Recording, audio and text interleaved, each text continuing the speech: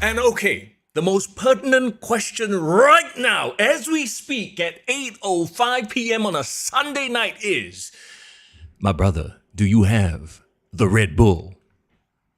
All right, guys, good evening. First and foremost, pop a Oh, cold one, guys. Let's go. shit! Oh, we're about to get wild on a Sunday night, post Night of Champions, my friend. Wait. This is my first sip. First sip. I'm gonna ration it throughout the stream, okay? Okay, Go. we're gonna ease into tonight. It's Mister Young, by the way. And it's foreign in the building. How are you, my fuck? I mean, my guys. Yes, How are you? Najwan asks the perfect question. Foreign, are you a heel? Oh man, depends how the night goes. Depends how the crowd reacts. You know what I mean? Sometimes the Saudi Mania crowd will say like, "You are heel," means you're heel, even though you're trying to be a baby face. You know what I mean? Ooh. So maybe the kick to the gut crowd will say otherwise as well, bro. A little foreshadowing, I see. I see what you're doing. A storyteller, lah, you, bro. All right, cheers to that, my friend. Wait. Before we cheers to this, I want to cheers something else, bro. What's that to Cheers, salute to life. Happy birthday, Mr. Young. Thank you. Look at me drinking water, lah. Like a healthy 46-year-old man. Damn, bro, you're 46. I am 46. God damn, I thought you were like. Damn, What, I lost what? track, bro. I lost track. Oh, okay. You know why? Remember that time See, before he became a heel, he was going to say something nasty. No. Remember that time when we were watching WWE live in Singapore? I think shout out to Div because she brought it up. She said that the anniversary was just 6 years ago. Then I was like, oh shit. I was 40. That was your 40th birthday gift, remember? Yes. Oh my gosh. Bro. Time really flies. Hey, when is WWE coming back to Singapore? Excuse me, TKO, what's going on? Yeah, we're gonna make that happen. But Mr. Young, you are the youngest looking 46-year-old I know right now in my life. In my lifetime, you're the youngest looking guy, bro. Cheers to that, brother. Cheers. Come on. Yeah, put her there, yeah. You should do the Steve Austin drink, by the way. Go ahead. Do the Steve Austin chant. No. Not at my house. I have to clean that shit, bro. Steve Austin, he could always do that because somebody else would clean up his beer. Yeah, man. Hey, shout out to all of you guys in the chat. Let's say hi, because it's live. So the good thing about live is you guys can shit on us. We can shit on you guys back. I mean, you know what I mean? You can say hi to us, right? Bro, this is like heel foreigners. You're talking about shitting on people. Okay, Zayden is here. What's up? Najwan, good to see you. Fast game, Red Bull and lotion. Let's go. Okay, I like it. Yeah, man. And also, I hear some of you guys are right now at Ring of Rebirth happening as we speak or ending as we speak. I think they had a show at 6 p.m. just now, right? Nice. Birthday bash. So it was also not just your birthdays, bro. It's Eurasian Dragon's birthday as well. So happy birthday to him. And I heard there was some wrestling and comedy as well. So those of you who are there, let us know how it went. We are live, so share with us. Interesting, right? Because I see that they lean into the comedy side of things, which is very interesting because they've carved out like a little niche of their own, it seems. Because, okay, now the current local wrestling space, you got SPW, who has a certain style. You got Grapple Max. They occupy a certain space as well. I think for those of us who go to all the different shows, we can kind of clearly define, even though we don't say it out loud, right? Yeah, the interesting thing about Ring of Rebirth is, of course, they are the newest kids on the block. And I would say it's fair that, they're experimenting and trying to figure out their identity. They are leaning more towards making it a wrestling variety show almost, right? Yes. Remember the last time they had like a musical interlude? Now there's a stand-up comedy, and then, so there's I hear there's a magician show as well. What? What the heck? Was the game show next? Reality dating after that? You know what? I like it. I like that people are trying and trying to experiment. So those of you who are at Ring of Rebirth right now, shout out to you guys. Drop us a hi on the chat. Let us know how it was. Najwan says, check Discord. I checked Discord and I was not disappointed. This is screenshots. Already, bro. So fast, Najwan on the ball, lah, bro. Najwan, bro. I thought you fucking busy, bro. You tell me you Lion City Sailors busy. Yeah. Then after that, you never go Friday prayers. This first Friday I didn't see you. So you must be very busy, bro. But now you got time to make memes of me. What's going on, bro? I think Najwan is the one who has turned heel. Subtle heel. I don't say people only. Wait, speaking of which, so I'm just looking at our Discord. Shout out to those who are on the Discord. Div is right there at Ring of Rebirth. She just gave an update. Important update is that Aerial Sniper and Nick and the new Mister Gelang Raj made it through for the ROR tournament finals, I think, for their inaugural title. And also it's Varun's last match because he's headed to USA and he will be enrolled in the Black and Brave Wrestling School. Wow, congratulations, Varun. Very good. Well Yeah, done. Do you know Black and Brave? You know who's wrestling school that is, right? No, who? Bro, Seth Rollins, bro. Oh, wait, it's called Black and Brave? Yeah, it's called Black and Brave. Yeah, Huh. yeah. If I'm not wrong. Yeah, so that's at Delaware, right? Delaware, Iowa. Okay, very interesting, very interesting. So, very, very curious to know that. Of course, we've met Varun. Mm, One hell of a guy, super tall. And lots of potential. yes. And I'm curious to see. I'm sure I'm happy to see Singapore wrestlers going out there in the US, training there directly from the schools, and their WWE ID as well, right? Okay, so Yeah. I am looking at who the trainers are over at Black and Brave, right? Some jobber, some nobody named Kobe Lopez. Don't know who is this fella, you know? Hey, bro. That one is the government name, bro. Yeah, that's a joke, by the way. Kobe Lopez, also known as Seth freaking Rollins, all right? That's awesome. That's awesome. So shout out to you guys. And bro, Varun Khan is one of the biggest prospects from Ring of Rebirth. So I'm very curious to see Nice. how they're gonna, get the talent ball rolling even without him in the roster. You want to get the talents balls rolling? What? Oh, it's starting already, you guys. Look at foreign. Starting. One sip of the Red Bull is all it takes. Oh, Guys, don't shit. make this a gimmick because I can't be drinking Red Bull every weekend. You guys want me to have high blood pressure? Is it? What's going on? With you guys? Sekali, hey, please don't get health issues for our amusement. Yeah. Bro. No, it's just for Najwa's amusement. I see you, bro. I see you, fam. Do you know what the trick is? What is Bro, it? let this old man teach you the tricks. Okay? As an old man who used to party in his early 20s, mid 20s actually, even late 20s at the club, okay? And I cannot hold my alcohol one. Okay. So you see that can. Lucky better because like in the club it's glass. You can't hide. But your can, you can put water inside. Hello. Cerebral assassin over here. I see. Oh, you do what Stone Cold does, like he do this. And But then- actually, half of the water is just splashing on his chest. I thought you said you didn't want to clean up. That's the thing. I do not want to clean up, so I'm not gonna do that. I'm gonna actually drink everything today. Like I said, you pour it out or take an empty one and then you pour water inside. Every day you have like 3 or 4 cans of water Red Bull and you drink that on stream. Idea. My ego says no, lah, but I appreciate your candor on that issue. Sure. Yeah. Okay. Ken, sounds good. Okay, Ken, can we talk about wrestling, actual pro wrestling, Mr. Young? Let's go. Well, before we talk about actual pro wrestling, we have to talk about someone who is a huge fan of the pro wrestling community here in Singapore. Of course, a big shout out as always to our sponsor of the podcast, Hasif, who had a busy day today. I was, spying on his Insta stories. I don't know if you saw. Let me give you a preview. Look at this handsome man. Oyo! Is this what we are reduced to? We just every time we do a sponsor shout out, we just show his Insta stories. Yeah, why not? Why not? Look at Yeah, him. He why was not? at High Rocks. This is High Rocks, by the way. Yeah, on a bro, it's at High Sunday, Rocks. Shut all up. these fit ass people going to stadium to competitively exercise. Awesome, man. Shout out to our sponsor, Hasif. Right Hey, now, Red Bull is there also, bro. I tell you, the product placement is perfect. Guys, Red Bull, why are you not sponsoring us? This bro? is Come not planned, but very serendipitous Red Bull. on. Indeed. Hint, hint. Hint. So you know what? Not only that, you just want to be inspired, follow his content. You want to learn about financial planning, follow his content. You want to learn about entrepreneurship, or trying to start a business, or trying to build a brand, Yes. or trying to look hot as him. Follow his content. You know what Look I at mean? him. Look, while he's pushing the weight sled, right? He's thinking about 5 other businesses and his financials. As he's pulling this right now, he's thinking about us, the wrestling community, and how he's enamored and he loves our passion. So show him some love as well. Drop him a follow on Instagram. It's Hasif_captures. By the way, to our audio listeners who are like, what are these 2 idiots talking about? Because they can't see the video. Hasif is at High Rocks, like pulling heavy shit and throwing heavy shit lah, basically. Yeah, man. I mean, I love how High Rocks has built this community of like wannabes. I mean, of What? like, like really active people. It's a Excuse very me, are active you a community. heel? What? Sorry, what did I say? I didn't realize what I said. Okay. Hasif_captures. Drop our guy a follow. Once again, finance bro, fitness bro, F&B, entrepreneurship bro. You have a question, send him a DM. He'll be happy to meet up and chat. So, you were talking about High Rocks, bro. Yes, correct. Yeah, so the great thing about communities is that either you go there to be seen or you actually go there to contribute. You know what I mean? So it's just like pro wrestling, right? Yeah, you want to go there to contribute and support the community, or you want to go there to be seen, right? So you can decide what you want to do with your life. For me, I like to be seen, actually, to be honest. Yeah. and drink Red Bull and okay.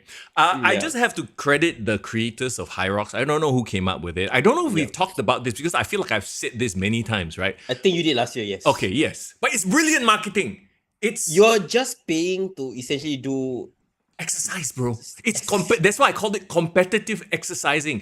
Because previously, if you wanted to do something like this, you would have to do a Spartan race. You would have to do a tough mudder. And those similar, but you're getting in the mud, you're getting dirty. Yeah. And they realize Singaporeans don't like to be dirty. We got our share. The guys got their share of that shit already. So we know that y'all at the gym, every day lift weights, every day pull the ski erg, every day treadmill. Make it competitive lah. Then all these people, yes, I sign up. I show you how many times I can throw a ball against the wall. And make it aesthetic so you can put it online as content, right? It's brilliant. I wish they would bring Spartan back. But I actually miss getting in the mud once a year. Yeah, they completely stopped it, right? Remember that time you wanted to pull me in, show me to do it? Yeah, yeah. And then the universe was like, nope, Nope. not happening. Foreign is not meant to lose Spartan at all. Hey, bro, how about this kick to the gut High Rocks community? How? Didn't you do it though? Have you done Kyrox before? No, I've never done High Rocks. Would you be open to do it? I would be, but we would have to find a place to train lah. Cannot just do and then You know what? All the wrestling schools in Singapore, all the promotions, why not send a grapple match representative or SPW representative and do a High Rocks? Actually, why not? Why don't they? Great marketing, bro. Why not? Oh yeah, I think Najwan, so. I think go tell Greg. Let's go. yes, and anybody else tell Statement and the people at SPW and ROR. All right. That would be a great idea. I think they always say like, sometimes people do standard chart run and then they're like marketing some brand and then they wear a mascot doing it. It would be damn cool if all the wrestlers in their gear. and then instead of slamming the ball, they go and slam each other, is it? Yeah, I think that would be really cool. I don't know whether there's any competition rules on that, whether you'll be disqualified, but I think there might be an issue with that. Okay. Carl does High Rock. Sorry, that's what I was saying. Oh, is it? Oh, Carl doing. Yeah, TFASA, that's right. Indeed, we have that guy, That guy. He's doing. Actually, I'm not surprised. Isn't he a trainer also? So yeah. Yeah. He's a fit sport, so it's fine. Makes sense. Yeah. Okay, Ken. We will consider. We'll get back to y'all next week. Now, push the decision. Let's talk about Night of Champions. Okay, do you wanna talk about anything that happened prior to Night of Champions? Maybe on Raw, maybe on SmackDown first. Okay, I wouldn't want to talk much about Raw and Raw because essentially it was all the finals of the King of the Ring. So we gotta talk about the actual event itself. But let's talk about the whole vibe going into Saudi Arabia, right? The whole context of Saudi Arabia at this point in time. So there were posts, everyone was speculating, will the event be cancelled because of the issues, the airspace lockdown, Iran, Israel, US, that whole issue. I mean, we're not going to get political. This is all about wrestling. But you know what was beautiful about the fact that this thing did happen and did take place and you could see all these happy, smiling Saudi faces jumping up and down, enjoying an American brand? Yeah. Pro wrestling brings the world together. Forget about the politics. Forget about all the nonsense for a bit. Let everybody have a little bit of fun. Sorry, go ahead. No, I agree with you. I just wanted to write on that fact. I'm glad they went on because you know what? The Saudi fans, I don't know about whether I just noticed it this year specifically, but they were really, really, really hyped and invested this whole weekend, right? They were loud. And it was weird because I think because the arena is very big, so they macam like got half a second leg, a second leg. I don't even notice this.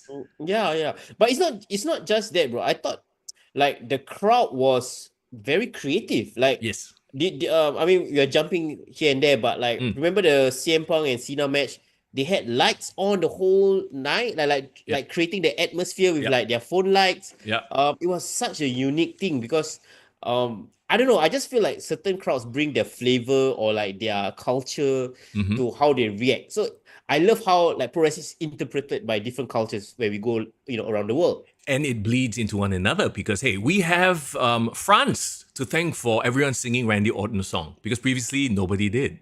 Yes. So like if you are sick of like US crowds chanting the same old shit, you have all these crowds from different parts of the world like kickstarting something new. It might pick up and become a trend. But unfortunately, also the like you had Saudis chanting the bad words also lah. F you. Mm. Who were they effing? I forget already. But it came out a few times. They had to bleep. I think on SmackDown. Yeah, yeah. I mean, okay, let's talk like really talk about like, the first few things. Like there was the Night of Champions kickoff right before Yes. SmackDown, and Wait, hang on. Can we talk about SmackDown and the fact that the first half hour did not happen? yes, yes. I was just about to bleed into that. Oh no. But I just want to address one more thing was because other than the controversy of whether WWE is gonna hold their show or not, Mm. there was also this whole controversy, of CM Punk, right? Oh, CM Punk, who very infamously tweeted out something to the effect of, to the Miz, go suck a, blood money blood money thing. covered dick, Yeah. right? So he was enemy number one, right? Yep. Going to Saudi Arabia, and I was so interested to see the crowd's reaction. And you know what? Saudi Arabia didn't disappoint. Nope. there Well, was a there was go a ahead. whole redemption arc that happened. Yeah. But I love how at the beginning it was really, really hostile. And I think during the kickoff show was when it was very obvious that the crowd was really trying to let, CM Punk know, like, hey, bro, apologize now. Say sorry Oh, now. right. Wait, okay, so you have to Yeah. tell me how that played out because I did not watch the kickoff show. Were they booing him? Mm. Yeah, they was booing it. So the funny thing was, he came out and the Uh, crowd was immediately, like angry at him, booing him his every word. And then he addressed somebody on the crowd directly at the front row. He was saying like, "This guy is asking me to apologize," right? I mm, think that's when like it went viral where he talked about how he said he woke up that day feeling crabby and it wasn't directed at Saudi Arabia. It yes. was just kind of like it said this thing to the Miz and he has apologized to the Miz. And now he wants to apologize to this fan. He asked him what's his name, and then the guy said Muhammad. So I apologize to you, Muhammad. So how social media is took it Mm, they just took this one line and I ran with it. yeah. So I was seeing like Discord saying like, oh, this was equivalent to John Cena saying sorry to China, Oh, for calling Taiwan a country. right. Now the irony is CM Punk is saying sorry to Saudi Arabia and calling out a Muhammad to say apologize to him. You know what I mean? Yeah. Yeah. So I guess the hypocritical Punk like discourse it's kind of like running wild during this Mm, whole weekend. I for one, I think okay. The thing about CM Punk, of course, he has to a certain extent play nice because yep. He's representing WWE and TKO. But I generally feel like CM Punk is the kind of guy that if he did a mistake, he will apologize. He's not Yeah. too arrogant about it. Mm. And I think in the context of this, he really didn't mean to shit on Saudi Arabia. I think he was just angry and angsty, being a troll, right? Well, and you have to remember too. How many years ago did that tweet take place? Several years ago, 2019 before the right? pandemic, even. Yeah. And I think in the past few years, we have actually, and again, don't want to get too political, but in the past few years, we've actually woken up our idea to the fact that, the America's view of other countries is very much swayed in a, how do I say, US centric lens, right? Agreed. We are Agreed. the best. We are world number one, blah, blah, blah. But in recent years, with Speed going to China, with people, WWE doing shows in Saudi Arabia, you realize actually people are just people, right? Certain governments may do things that you don't like, whatever it is, right? But they're living their lives. So who are you to cover, like, make a stereotype or a blanket statement over an entire people just because you think that their government does something that you don't like? You know what I mean? Yeah. And I think people are a lot more aware of stuff like this. And I think in 2025, Punk being there probably was like, actually, it's not so bad at this place. You know? Yeah, and I also feel like there's this Bro got so emotional, he cracked up, man. What's up? no, I just got something stuck in my throat. Drink more Red Bull. I will in a bit. But the interesting thing is like there's always this assumption that a lot of Americans, because a lot of them never really leave their country, Yeah. and they have a lot of preconceived notions of what other countries are, Yeah. because we are seeing America through the lens of American pop culture, Yep. and it's so it permeates all over the world, right? Anything that Mm. happens in Hollywood, everyone across the world knows. But it's not the other way around. Like Yep. people in America don't necessarily know what's happening in French TV or Asian cinema, blah blah, Yep. unless they sort it out. So I actually am happy that WWE is going around the world and holding shows, because all these wrestlers who can experience this culture and then bring it back to like I love how, for example, Sami Zayn represents the Muslim faith and the culture so well. because of who he is, and then just by default, because he is like a famous wrestler, Mm. all the like it becomes normalized, it becomes accepted. Like, oh, okay, he's a Muslim guy that says all these things. And if you want to think about it from a corporate TKO point of view, Yeah. they don't see themselves as an American company. Vince McMahon's WWE is very much an American entertainment source. TKO's WWE is a global sports entertainment provider with UFC. Blah, blah. UFC has fighters from all around the world as well. They travel all around the world, right? So yeah, there's definitely this huge shift, which is great for all of us. And again, Tourism Singapore, please. We spent don't know how many millions on Lady Gaga, got Taylor Swift, got Ed Sheeran, Blackpink coming to Singapore again. I bought my tickets, by the way. Thank you very much. Shout out to you. Spend a bit of that money, man. 1-2 million come. We have. Bring the WWE here. Especially now, man, bring WWE to Singapore. I think with the fans, there is more fans than 2019, I promise you. So for sure, it's worth it. Zayden said it was directed at Naomi, I think. So what the was directed chants, at Naomi? Like the FU chants. Maybe. Yeah. Oh, we have somebody new on the chat, and Aaron Teagle. What's up, fellas? How you guys doing? Happy Sunday, Henry, June 29th. Hope you guys are doing well. I'm assuming he's American, bro. I'm pretty sure he's American. Okay, sure. Yeah, shout out to you. Shout out. Thanks for joining us on the chat. Yeah. Appreciate you, man. So yes, let's talk more about Night of Champions. SmackDown? Talk about SmackDown first? Wow, the parts we could watch anyway. Yeah. Honestly, I don't remember that much from SmackDown because a lot of it was a setup. Okay, you had the Punk live promo. I guess that was the big setup for Night of Champions, right? You had Punk coming out and oh my god. There's a reason why certain people don't rap lah. Let's just put it that way. Give him A for effort. You know what? Bro, as a rapper, looking at this fella who's clearly not a rapper, do you give him A for effort? CM Punk should stick to rock music, alternative, hardcore, be that punk guy. Child should not touch anything from hip hop. Because you know how we always joke that John Cena is an old guy trying to wear jorts all this while. But CM Punk really looks like an old man trying to dress. Like he doesn't look good. No, he did not look good. He did not sound good. I read that they edited some like his flubs for for the broadcast on USA, but I watched the Netflix version and oh boy, he stumbled. He did. I mean, yeah, it's not easy to remember lines and rap lah. Okay, obviously. Okay, but you know what? I think the whole concept of it was fun, right? Yeah, because yeah. I think the whole idea was him trying to pay back John Cena because John Cena plagiarized his pipe bomb, so he's gonna. I'm not gonna just take your pro. I'm gonna take your entire gimmick, right? Yep. The concept was cool lah, but when you've seen somebody like Kurt Angle do it, oh my god, yeah, you know what I mean? Like, that's hilarious. Like the thing about Kurt Angle, the difference between Kurt Angle and CM Punk, right, is Kurt Angle can laugh at himself, right? Kurt Angle has no qualms making an idiot of himself. Kurt is a goofy guy. He's a goofy guy, and he's cool with being the butt of jokes. Yeah. I think CM Punk a bit sensitive. a bit only. Like, as a fan of CM Punk, you can see that lah. Huh? I get it. Like this guy cannot kena kacau a bit. Like you know what I mean? Like he confirm angry. So like he's like he can't go that full as Tom Cruise would say, never go full psycho, right? Huh? No. Tropic Thunder, bro. You mean Robert Downey Jr. was it? Oh, was it Ben Stiller? Yeah. Robert Downey Jr. He said never go full the R word.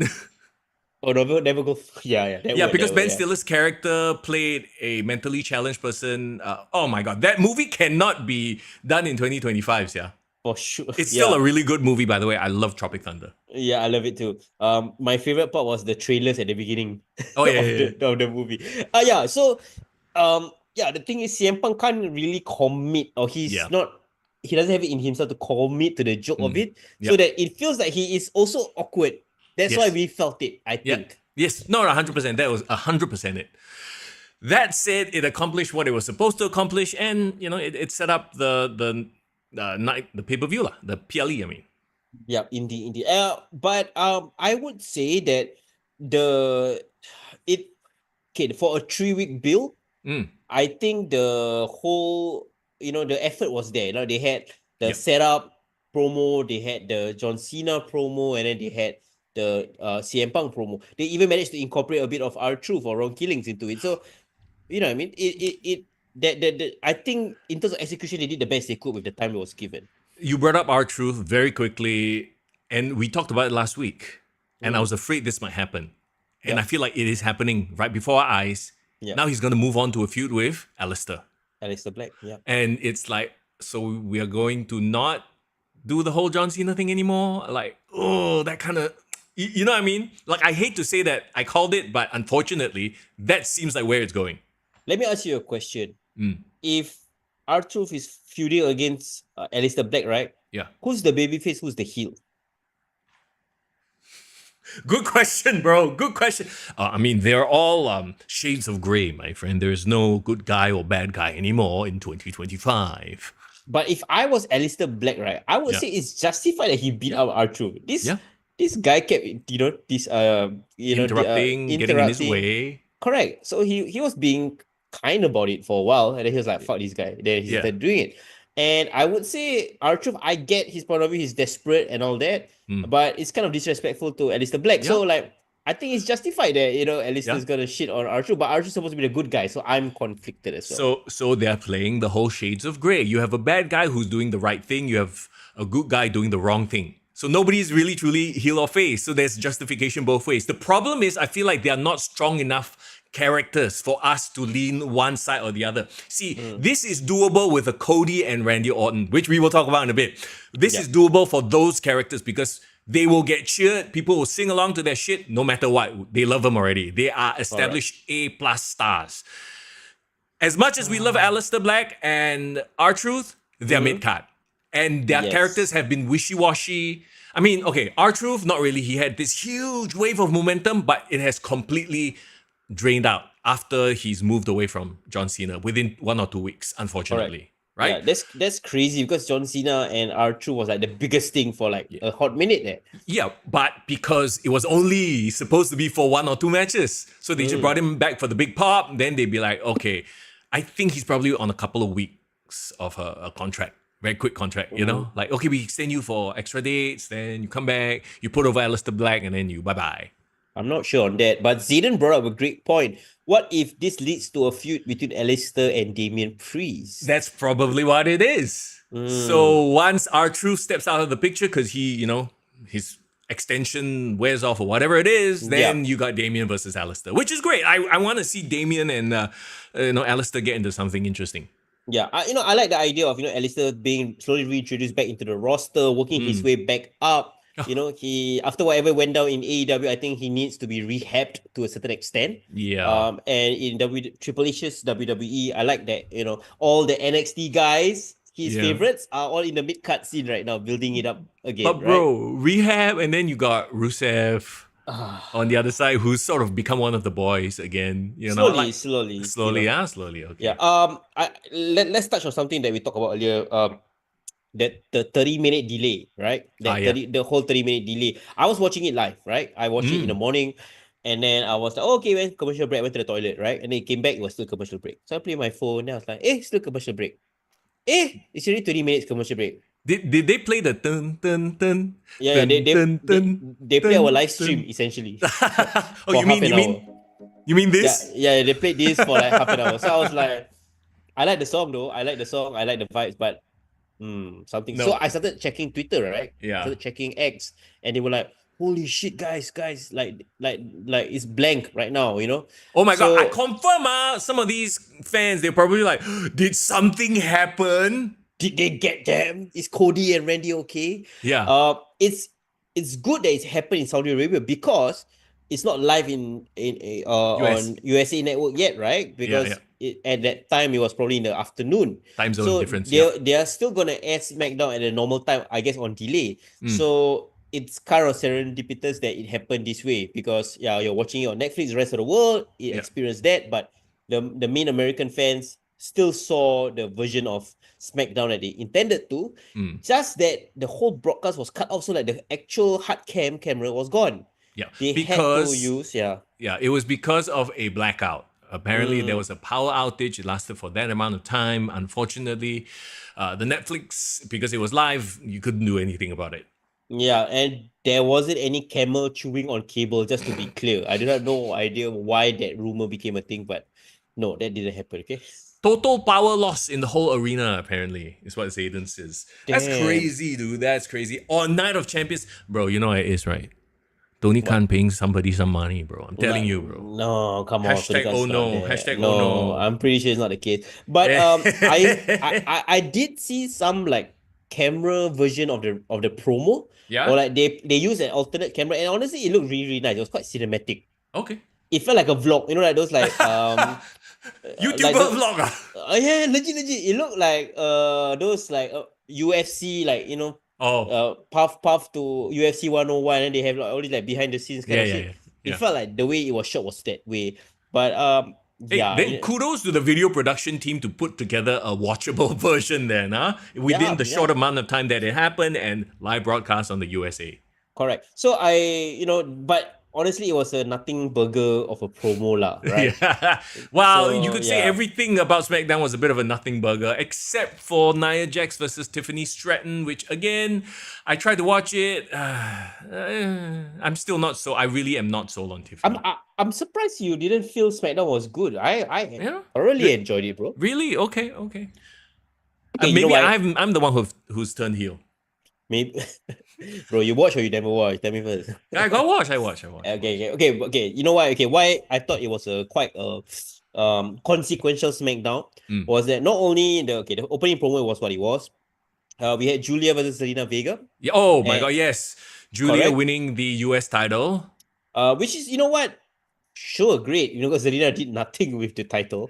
I feel Uh, like we've talked about this before. Like Zelina, you can see she's putting in passion and energy, but it's just not clicking. For whatever reason, crowds are silent when she comes out. you know Julia, why? slightly better because she still got the mystique. Yes. I think Selena is a better heel.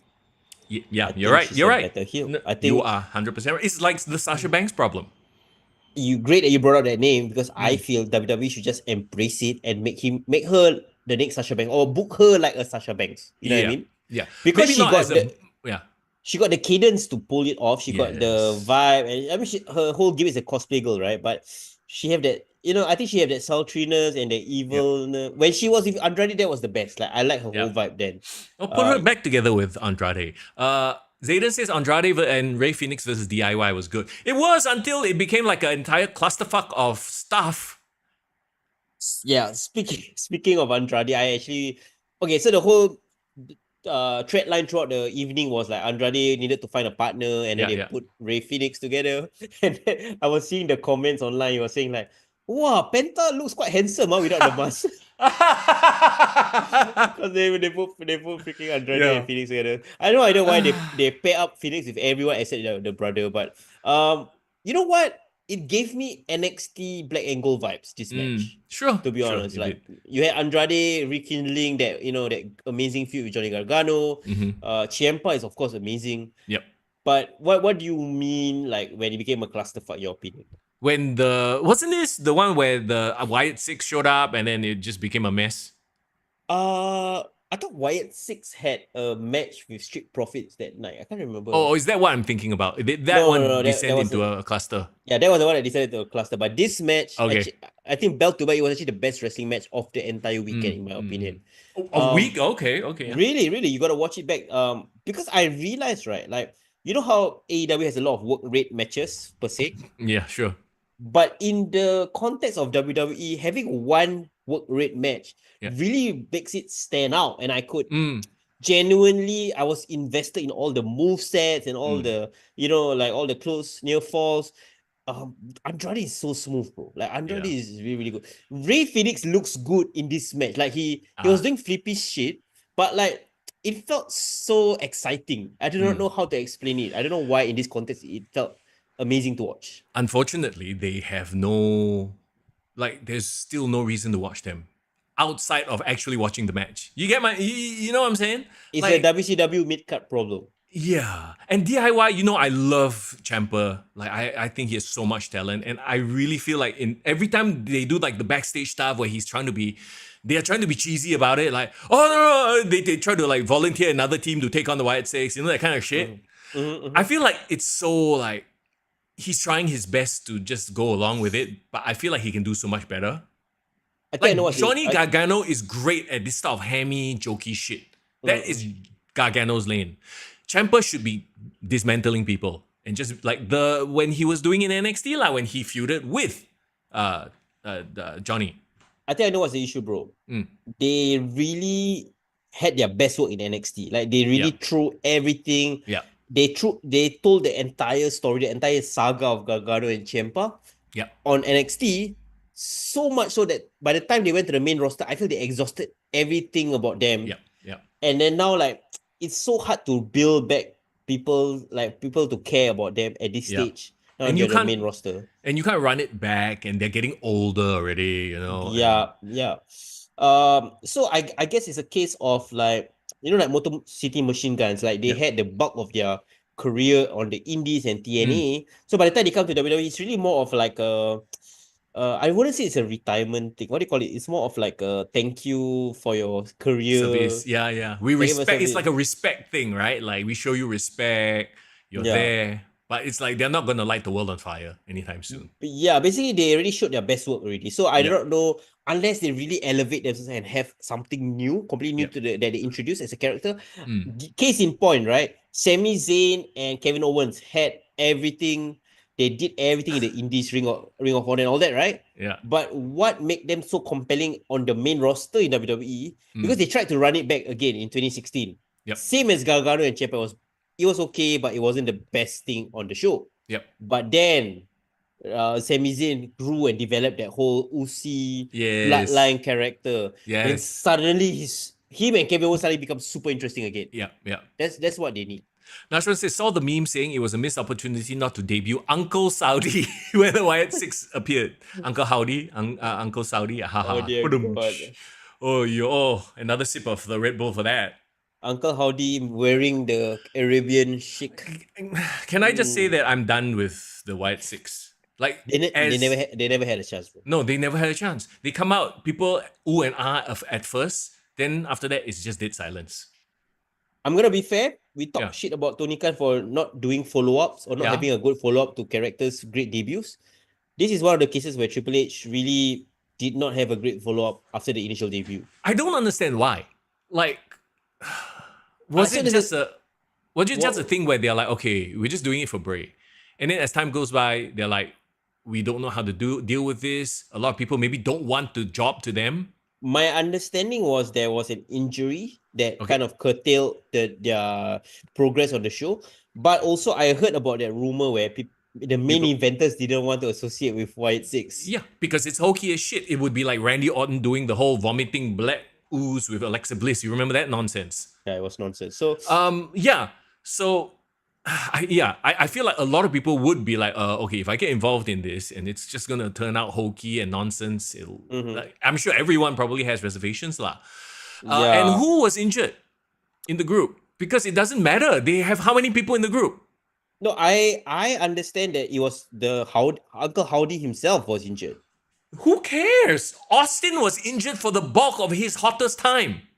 I agree. So basically what you say that they should have kept them on TV instead of like wasting their wasting their momentum, their presence. Yeah. I mean, have Uncle Howdy just appear in vignettes, his face show up, he just put on the makeup and shit like that. I don't know how severe the injury is. Even if he's injured to a point where he has to be at home in the US, cannot travel around, just film vignettes, creepy ass vignettes, and have his minions do the dirty work. The fact that we saw nothing of anybody for months after they murdered the backstage. You remember that episode of Raw?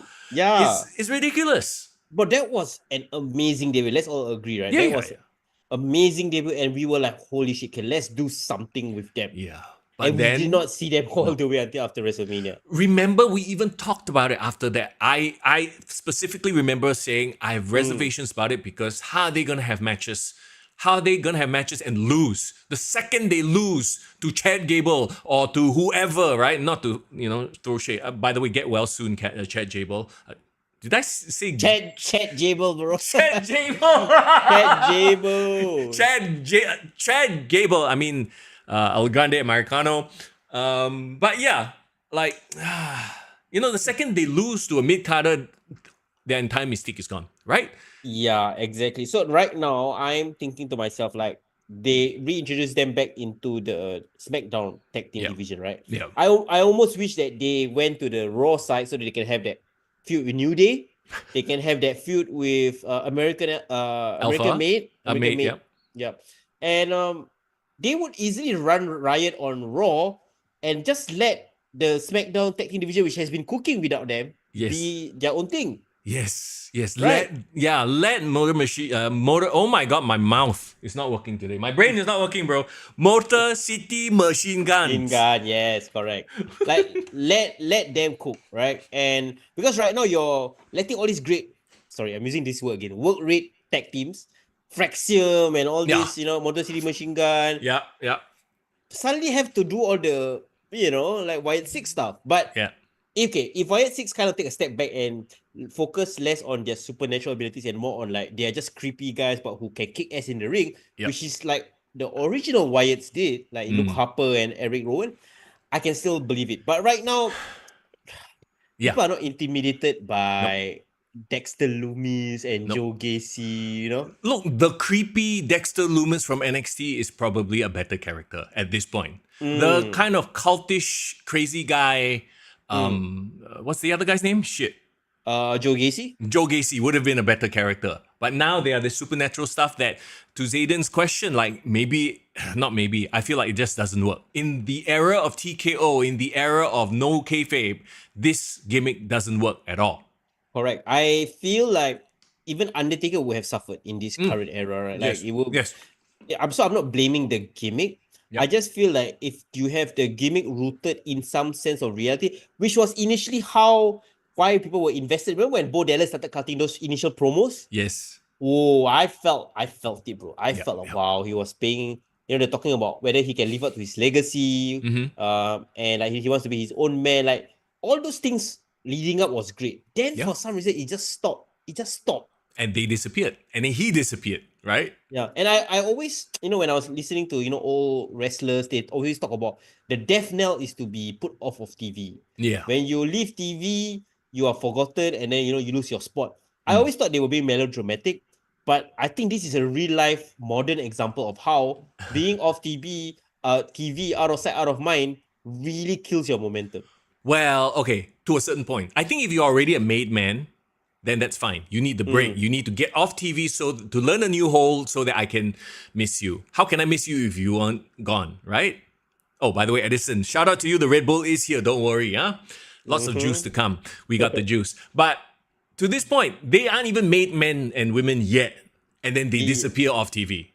Yeah. So you know what? On hindsight, I'm fine Alexa Bliss is not involved with them. Yes. Because I do not want Alexa's career to be ruined, Okay. Do what she's doing right now, might as well. Very quickly, do you think they filmed Alexa and Charlotte back in the US? Because the only thing she had to do on SmackDown was just show up for a backstage segment in Saudi. I don't think she flew all the way to Saudi for that. Good spot, Mr. I have a feeling that might be the case. What, that they filmed it in the US? Oh yeah, they filmed, or they could even have filmed it like the previous week or something. I hope they did, because poor thing. Can you imagine? It's like, okay, we need you to come to SmackDown in Saudi. And then, oh, sorry, we only have to shoot you 3 minutes at the back and that's it. Yeah, that's right. Hey, wait, Edison, I saw that, I saw your Insta stories as well, that they had a UFC fight night over the weekend as well. So TKO was doing a UFC show, was doing a WWE show. And what's this I hear about Jake Paul having a boxing match? Is that related to all this, or is it a separate thing? It's probably a separate thing. I can pull it up, but if I'm not mistaken, he had a... Yeah, he had a match against an actual active boxer. Is it Chavez? Chavez, something like that, yeah. Is that related to the TKO at Saudi Arabia, or it was a complete separate thing? It's probably a separate thing. Yeah, because I saw Logan Paul, coming to support his brother on that. So, okay, so that's the pre-Night of Champions stuff. Let's jump into the proper Night of Champions, shall we? Yes. That's what we are here to talk about. And again, Saudi Mania, right? How do you compare this edition of Saudi Mania in 2025 compared to like how it was in previous years? Like you said just now, it seems like the crowd just can't get enough. Even though they go at least twice a year now, is it already? Yeah, once or twice a year. So Once or this is twice gonna a- be once only. Yeah. Hey, no. Oh yeah, Royal Rumble is the next one, right? Yeah, correct. The fact that the crowd is still so hyped for it, kudos to them, and they kept the energy up. Yeah. I realized something, bro. They did a very interesting logistical switch that I think makes things better as well. What's that? Remember at the start of this whole partnership, they had all the like sheikhs and Saudi Yeah. millionaires, VIPs all at the hut facing the hut cam, Yeah. and all them seated Bro. like you know what I mean? They were Yeah. they were seated like how the Squid Game VIPs were, like in the Sure. VIP booth. It looked a bit too corporate for my liking. It was very visible. But the second pay-per-view in Saudi, they already switched that what?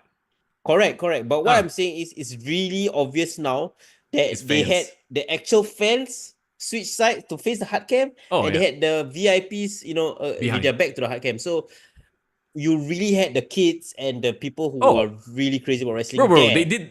I noticed that the second Saudi event already. I think they 100% realized, because you had even people saying that they were leaving halfway because the sheikh not interested. They were just invited guests, that kind of thing, right?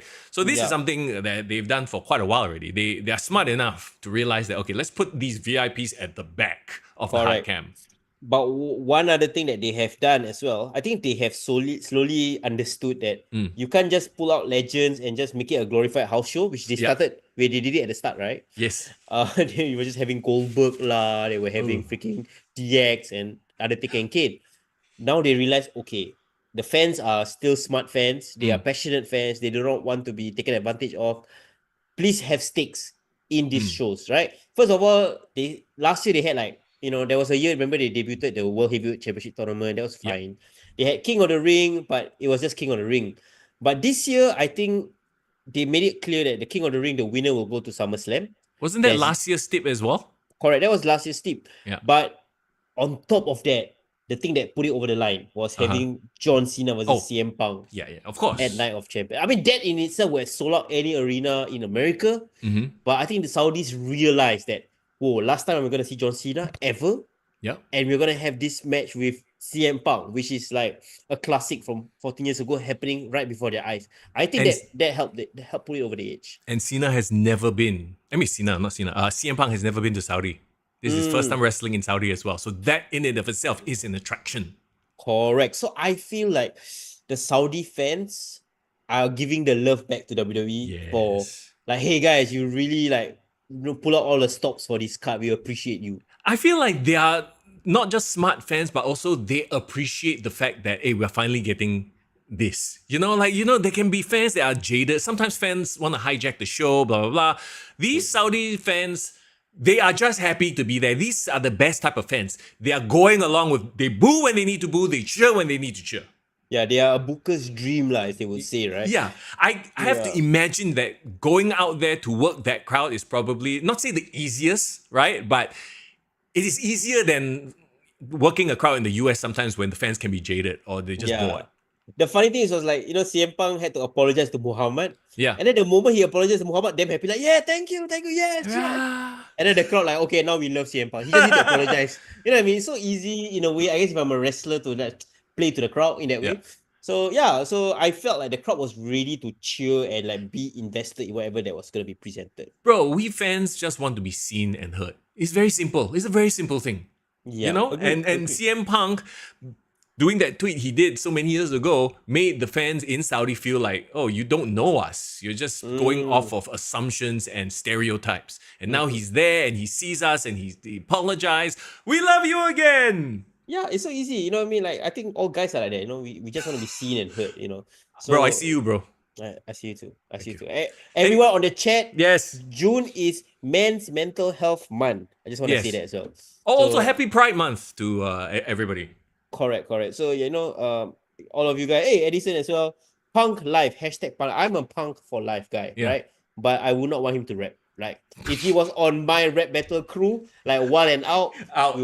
We are just out. We just done, out, one and done. Okay, come, let's talk about the Night of Champions itself. And okay, I'm not surprised it happened. I think some people were, but kicking off the show was the men's King of the Ring tournament final. Cody Rhodes versus Randy Orton, the battle of the sing-along entrances. Like, holy shit, those entrances. great choice to open the show. Yeah. Like the crowd was ready to jizz, man. Like, I mean, for Randy, I mean, bro, do you see? Do you Yes. hear? Like the moment Randy's voice came out, the Voices theme song came out, the crowd just went crazy, bro. I've Bro. never seen Saudi Arabians that crazy since. So you know when you're singing along to a song in a car with your friends, right? And then there are certain, like, you know the chorus very well already, but then certain like verses are it becomes I hear voices. It sounded like that. Like they don't know all the words, they know some of the words. So during the verses, they forgot the words. I hear voices in my head. Did you? Bro, that sounds like me during karaoke, bro. It's like, then the chorus drops. Because you know, right? Yeah. Speaking of people I know, Div Royalty is in the house. Hey yo, welcome. We're just starting on Night of Champions. We talked a lot about the pre stuff. Yeah, we Red Bull is being drunk by foreigners. So sorry. When you talk about pre stuff, I talk about something else. Okay, anyway. What? Div Royalty, thanks for joining Pre-workout us. mix. Is that what you said? Yeah, I think that's what I said. Oh yeah, gosh. you did not miss much. We were just talking about the whole, vibe. controversy of Saudi Mania. People were worried whether it's gonna happen, not gonna happen. And yeah, now we're talking about Cody Rhodes, versus Randy Orton and the great sing-along session that happened.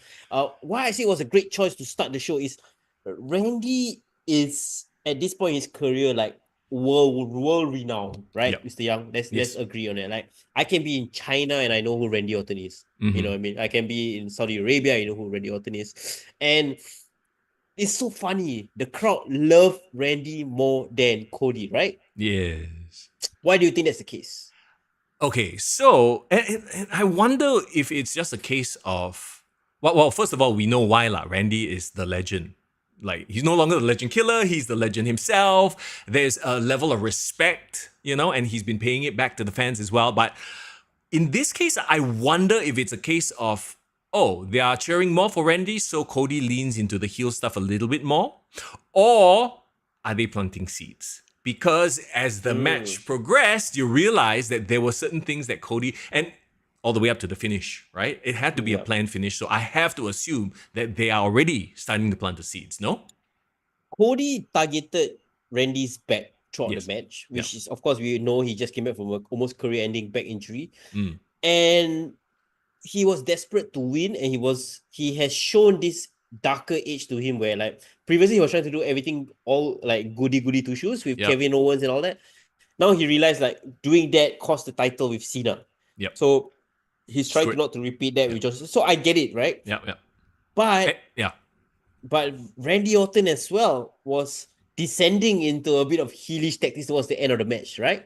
But he wanted to do the punt kick, but he didn't. Because that's my friend, that's my guy, I'm his mentor, that kind of thing, which ultimately led him to losing. But then he removed the turnbuckle cover, right? Yeah. So which ultimately played a role into him losing when Cody used it. So why I give this, I can accept all this happening is because we know these characters so well at this point in their careers, right? Like, Randy Orton is a very multi-layered wrestling character. Cody Rhodes has so much history with Randy and also with himself and all that we understand why a babyface Cody Rhodes was willing to do that. We also understand why like a beloved legend Randy Orton was willing to go back to his dark deeds, So as a fan, as a long-time fan, you can appreciate what was happening in the match. Which is why earlier when we talked about Alistair and R-Truth, when they were trying to do it, it confuses more than it makes sense because they are not that legend status. They are not the characters. They are so fleshed out to a point where you're like, I understand why you might, you as a good guy might try something bad. You as a bad guy might try something good. Or justify, right? In this case, it works because those two are main event stars that we know so well. But I would say the reason why the Saudi fans cheer Randy over Cody, in my opinion, is that, like, yes, Randy has the bigger cachet with the audience. But I also feel like maybe the crowd at this point in Cody's babyface run feels that there's nothing much left for Cody to do as a babyface, or they don't really want to see Cody have that rematch with Cena because Yeah. the first go around wasn't that great. I mean, we've said it so many times every week, right? Like Cody's second run at this title, it's like we've seen it already. You've done it. You did it for 2 years against Roman. Like, give me something new. So my guess, and I think Zayden alluded to it as well, Cody winning King of the Ring is fine. I think it's Yeah. great for his title achievements. Yeah, I won Mhm. King of the Ring. Him going to SummerSlam fighting Cena is inevitable at this point in time. Maybe he Yep. might win the title, and maybe he might not. But I do want to see Cody if he becomes the champion. This is in his second reign is when he turns from babyface to heel as the delusional champion or the Right. desperate champion. That's what I hope. Yeah. Okay, so but then does Randy turn heel? Because Aiden suggests that Randy is being teased to turn heel. So that look that he gave at the end of the match, yes, he was pissed. He was angry, and he But he might would, revert. yeah. Yeah, he might revert back to his dark days. But I would take one step further and would what I would like to see is Mm. Randy be a heel at first, fight with Cody, but because of his battles with Randy, he eventually gets worn out, and Cody after that feud, after winning that feud, just barely becomes a heel right after. So you are pitching for Cody versus Randy before SummerSlam? No, I would say Cody wins against Cena, right? And takes the title, yeah. Takes the title. Cody and Randy feud throughout the end of the year, the back end of the year. Yeah. But the feud takes so much out of Cody that he eventually defeats a heel Randy, and Randy can go off somewhere else. But that feud is the trigger point that turns Cody heel, because Randy is also another friend turned enemy of his. How many Yeah. friends turned enemies he could take before he's like, fuck it, you know what, I just become a heel. Yeah, yeah. And Randy is cerebral enough. We've seen him play that cerebral evil character Yeah. that he could literally goad him into becoming a bad guy. I don't know.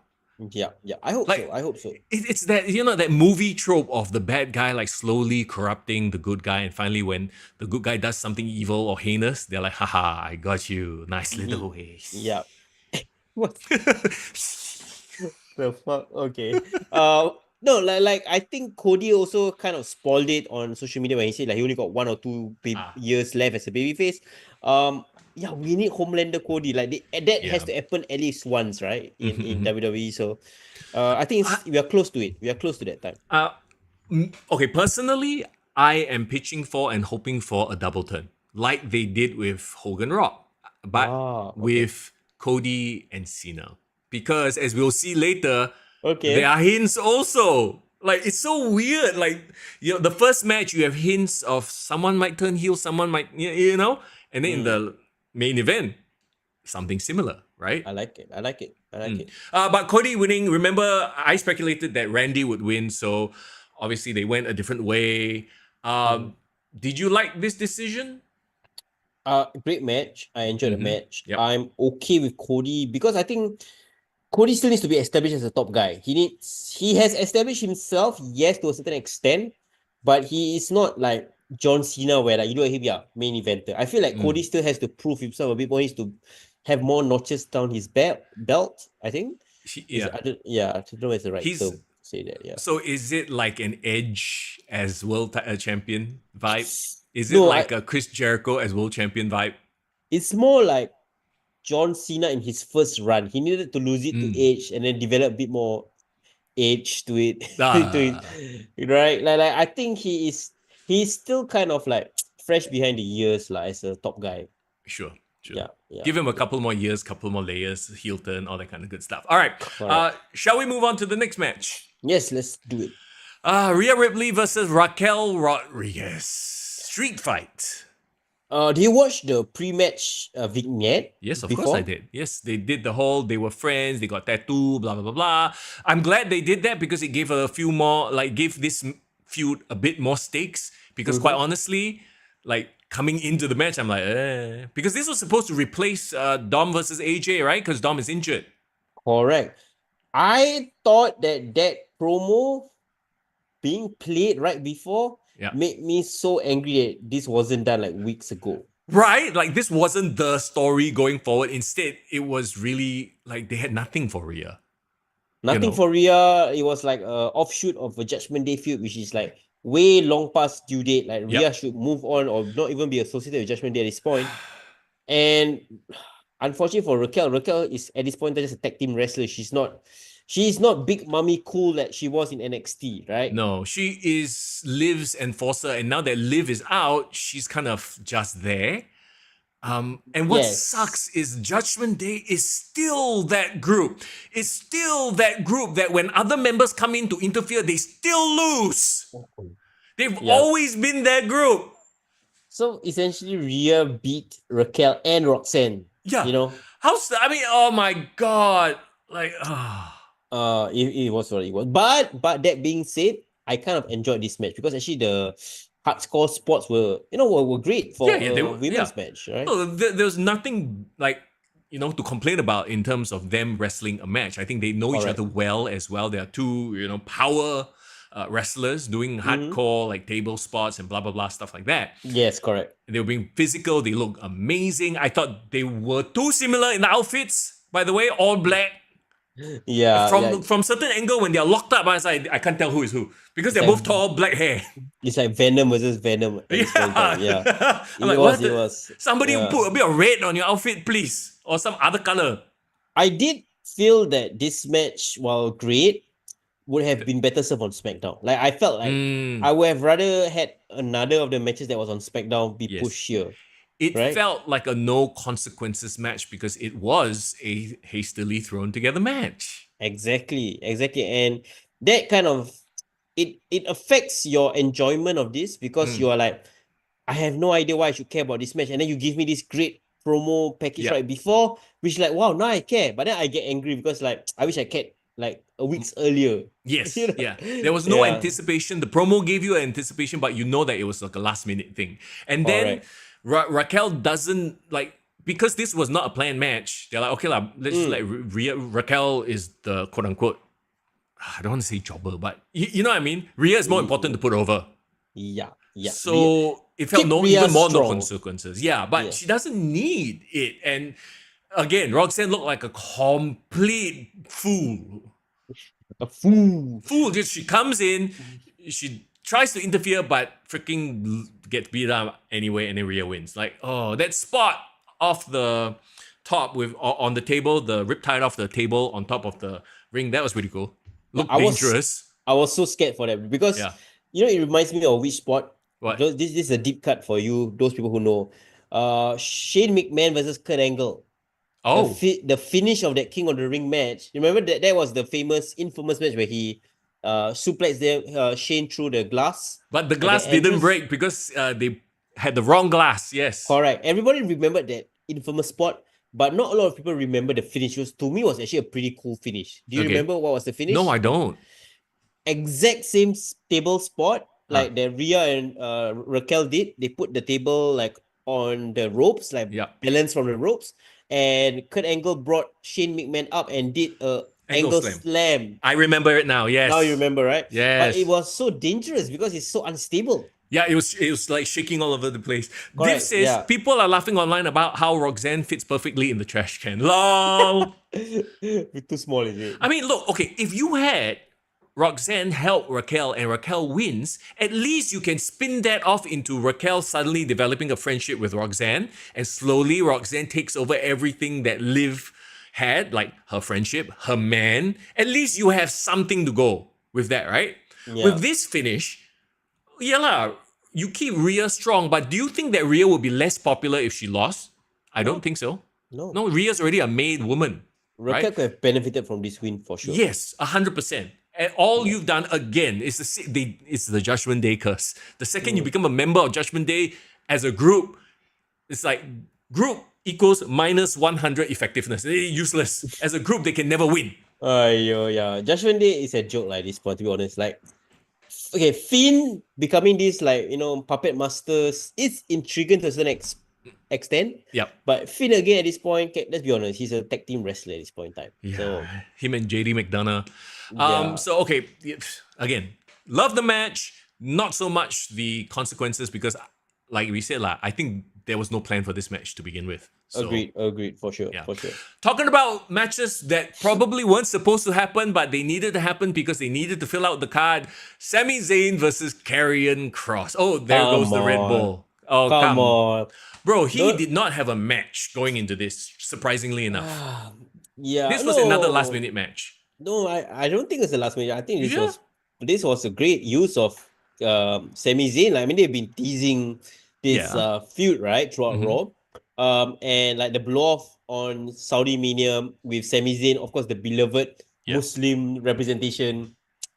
And okay, I know you won't get this, but like people who are on the chat who are like, you know, the Muslim fans will get it. It's so hilarious because on the countdown, I think Karrion was like alluding to Sami Zayn, like saying like, you know, I am the devil you know, and I'm much better than the devil you don't. You know, kind of teasing that, you know, Sami Zayn might turn heel and make you a bad guy.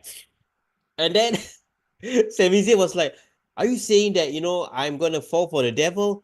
Astaghfirullahalazim. So in Islam or like Arabic speak, like astaghfirullahalazim is like it's like, you know, like when the devil want to kind of like lead you into temptation. Yeah. And then you're like, no, cannot. You reject the devil by saying Yeah, that. Is yeah. it? So this is like a term that you use to like kind of like resist the temptation of the devil. And So the Saudis get that lah. They're like, okay, yeah. They were laughing. They were like, yeah, correct. Because we use it in everyday context. You know, for Right. example, like if I fall asleep, stop lousy. You know, like I fall asleep. Okay, yeah. You know what I mean? So it's like so relatable for me, especially. Right. So essentially, so Karrion really is playing up this like devil temptator. Is that such a word? Temptator. Is that such a word? I don't know. What's the word? Like someone who tempts you. Like yeah. So the whole dynamic works, but you know what did not work? What? The match itself. We've talked about this so many times, right? Yeah. The fact that Karrion Kross as a character is a very interesting character, but when it comes to the match, somebody used the word, I think it was Michael Cole in the commentary, saying that his offense is a bit plodding. plodding. No, and then I remember when he said that, and then he came back after like a few minutes. He was like, "Okay, by the way, when I said plodding, I didn't mean that in a bad way. Yeah. I No, you meant did. that like." No, you did, bro. Let's Yeah, go. you did. You thought he was boring. Let's go. Yeah, forget about these rumors that Karrion cannot take a flat back bump. I don't think that is the case because like how can you be a wrestler and not take a flat back bump? Blah blah blah, flat back bump. Bro, he was bumping like crazy, bro. I don't know what you're talking Yeah. about. And Najman says Red Bull is foreign temptator. That's the word of the day, ladies and gentlemen. A person or an individual who tempts you into sin is a temptator. We have found the meme of the day. Hashtag temptator. I can really imagine Najwan creating a meme as we speak. I only know temptate. Anyway. Hey, astaghfirullahalazim. That's how you use it. That's how There you go. Mr. Young. I learned something new today, huh? Yeah. Later, Najwa, later you make a meme of Mr. Young's face and you put astaghfirullahalazim, okay? Perfect. Or you can put like temptator on the front and temptate at the back. And then another shit. Hey, we got ideas, bro. Pro wrestling tees. Come to us. You're gonna get cancelled at this point in time. Temptator Okay, wait. / temptate. Okay, Let's go back to what we're trying to talk about, which is Scarlett, who is the temptate. which is Karrion Kross shitty wrestling. He can't wrestle. No, okay. No, you Let told me. me. I want to rewind a bit. Because usually Scarlett is more prominent in their intro. Yeah. And to be fair, I haven't seen their intro in a very long time. Yeah, sure. But Scarlett is usually the one doing the writhing and shit. But I think this one, because they're in Saudi, they cut back. So she's just there. I was like, so she just like that. yeah, in the background, like, ooh, I'm a temptate. Bro, you know what you're saying, bro. You are. I think if any Malaysians and Indonesians are on this chat, they will be like, astaghfirullahalazim. Why is it like what the hantu tete? Yes. You know hantu I tete. know hantu tete. How you know hantu tete, Mr. I mean, Young? you learn a few things like here and there as a Singaporean. Anyway, You got wrapped up in this shit? As well? no, not wrapped up. As in you hear stories. I Stories. thought you cannot wrapped up by that. No, allow. You know the story. You know what the older people always try to scare the kids, right? You know, How? when you're a young Malay boy, last time my grandparents was like, you better come home before Maghrib. Maghrib is evening prayer time, lah, essentially. If you don't come home before Maghrib, the hantu tete will come and catch you and hide you inside the tete, you know. And we're like, no, we do not want the tete. It's so scary.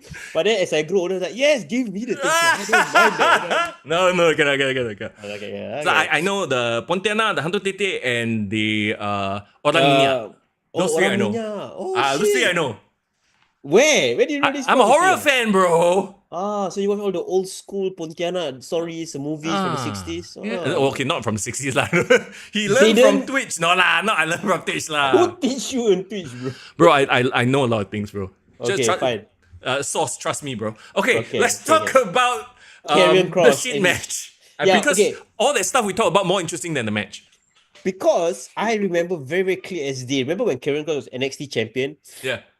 And then you tell me that you don't like Karrion Kross because his wrestling is boring? Yep. Yeah, it's like he's still boring, like nothing changed. But the thing is that got him over was he was a great talker. He was Yes. interesting, the personality and all that.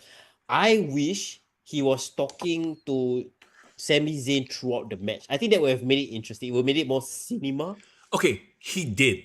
Like, you mean like do the Roman Reigns thing, right? Yeah, like goad him and talk him out, you know? I feel like he did, but not well. Hear me out. He kept saying like, say I'm right. Say I'm right. I wish he was more subtle and cerebral about it, as opposed to this angry, aggressive man. Say I'm right. Say I'm right. Like, okay. Like, I get what you're trying to do, but it's just not coming off. Yeah. I would not ask him to say I'm right.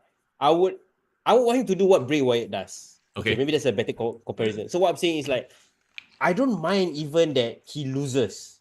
What I wanted from this match was he pushed Sami Zayn's buttons so much that Sami Zayn basically destroys him or like, goes down this dark path of like viciously attacking him. Or even better, bro. Or Imagine cheats. if I wouldn't say cheat, even beat him out, lose control so much that he loses by DQ and Karrion Kross wins. Gets the moral victory. Right, and then you can see Karrion Kross lying down, like smile a little bit, laughing. Like, I got you. I made you compromise your morals. Yeah. Instead, we got him in a shock flash win. Like, right? Yeah. It was a reversal into the hell of a kick. Correct. Like I just felt like it goes against his character. Like I would rather he get destroyed or like he gets beaten by Sami, but Sami was forced to do it in dastardly ways. Yes. And that's how he wins, right? No, the finish felt like there's nothing to do. There's nothing left to do. Correct, what are you going to come back and say? You got lucky. You hit me with flash win. You still lost, bitch. Nobody thinks you can win. We haven't seen you in the ring for so long. You're this bigger guy, slow, plodding offense. You still cannot win. Alamak, you told this shit. You still lost. Yeah. You're a bitch. Yo, you okay or not, bro? I'm saying the way he was booked makes him look like a bitch.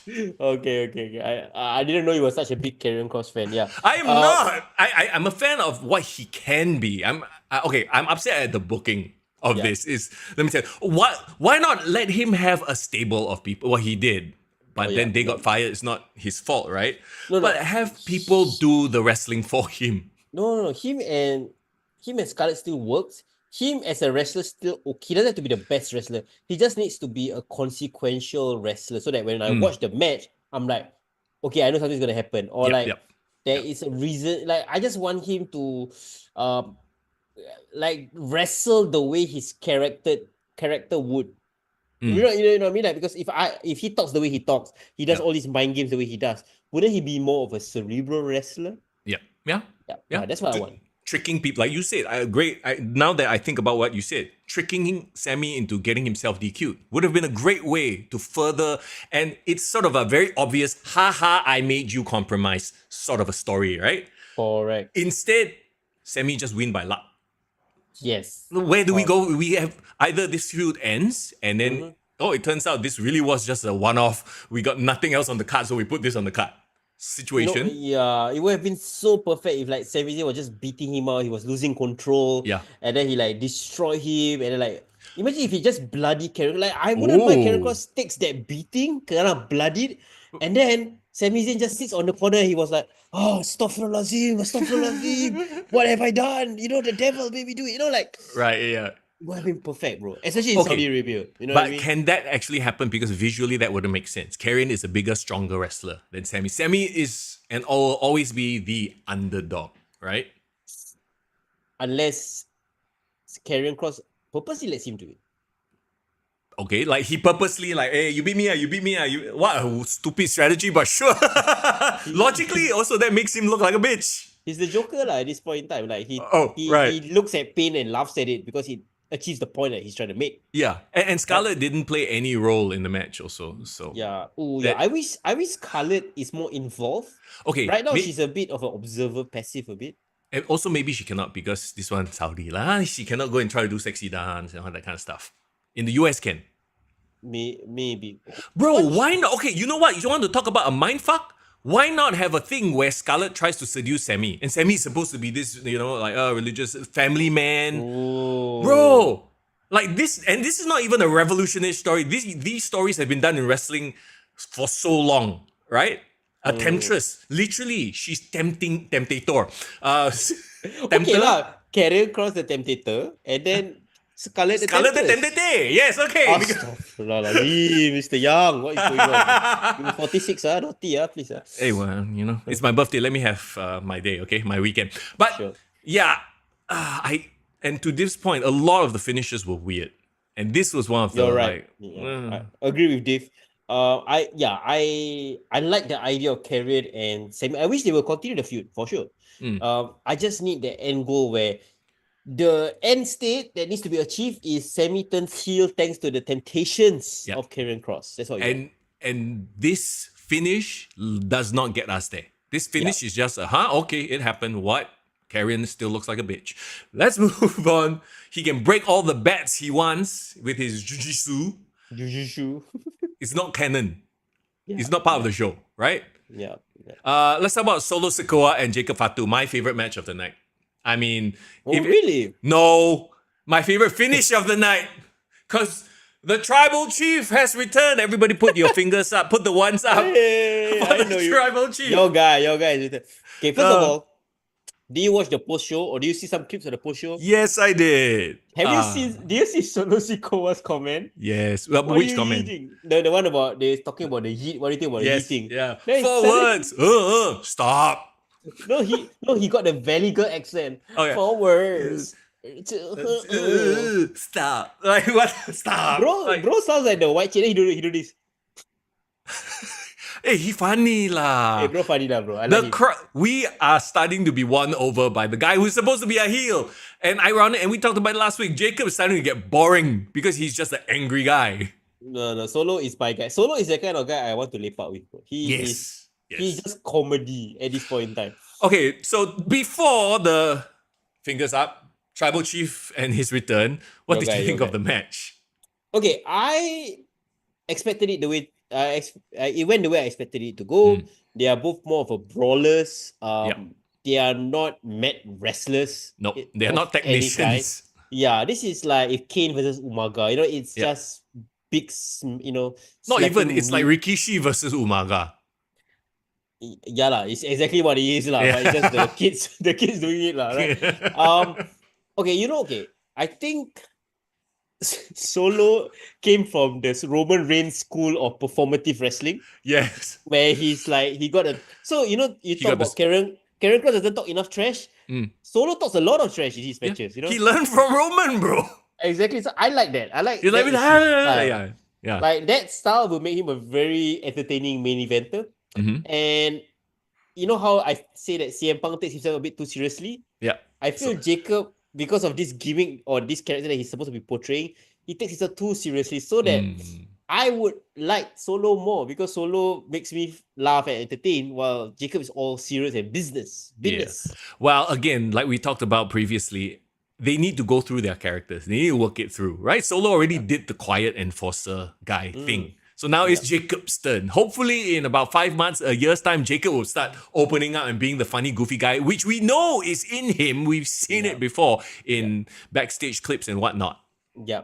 He will get there eventually. But at this point in time, I thought it was the right time for Solo Agreed. to be a champion. Like Agreed. he needed to get this victory because there came a point where Solo brought Jacob into the main roster. Yep. And Jacob surpassed him, right, in this last 1 year. Mm-hmm. And now I think it's almost like Jacob had to return the favor and help Solo elevate to the next level somehow.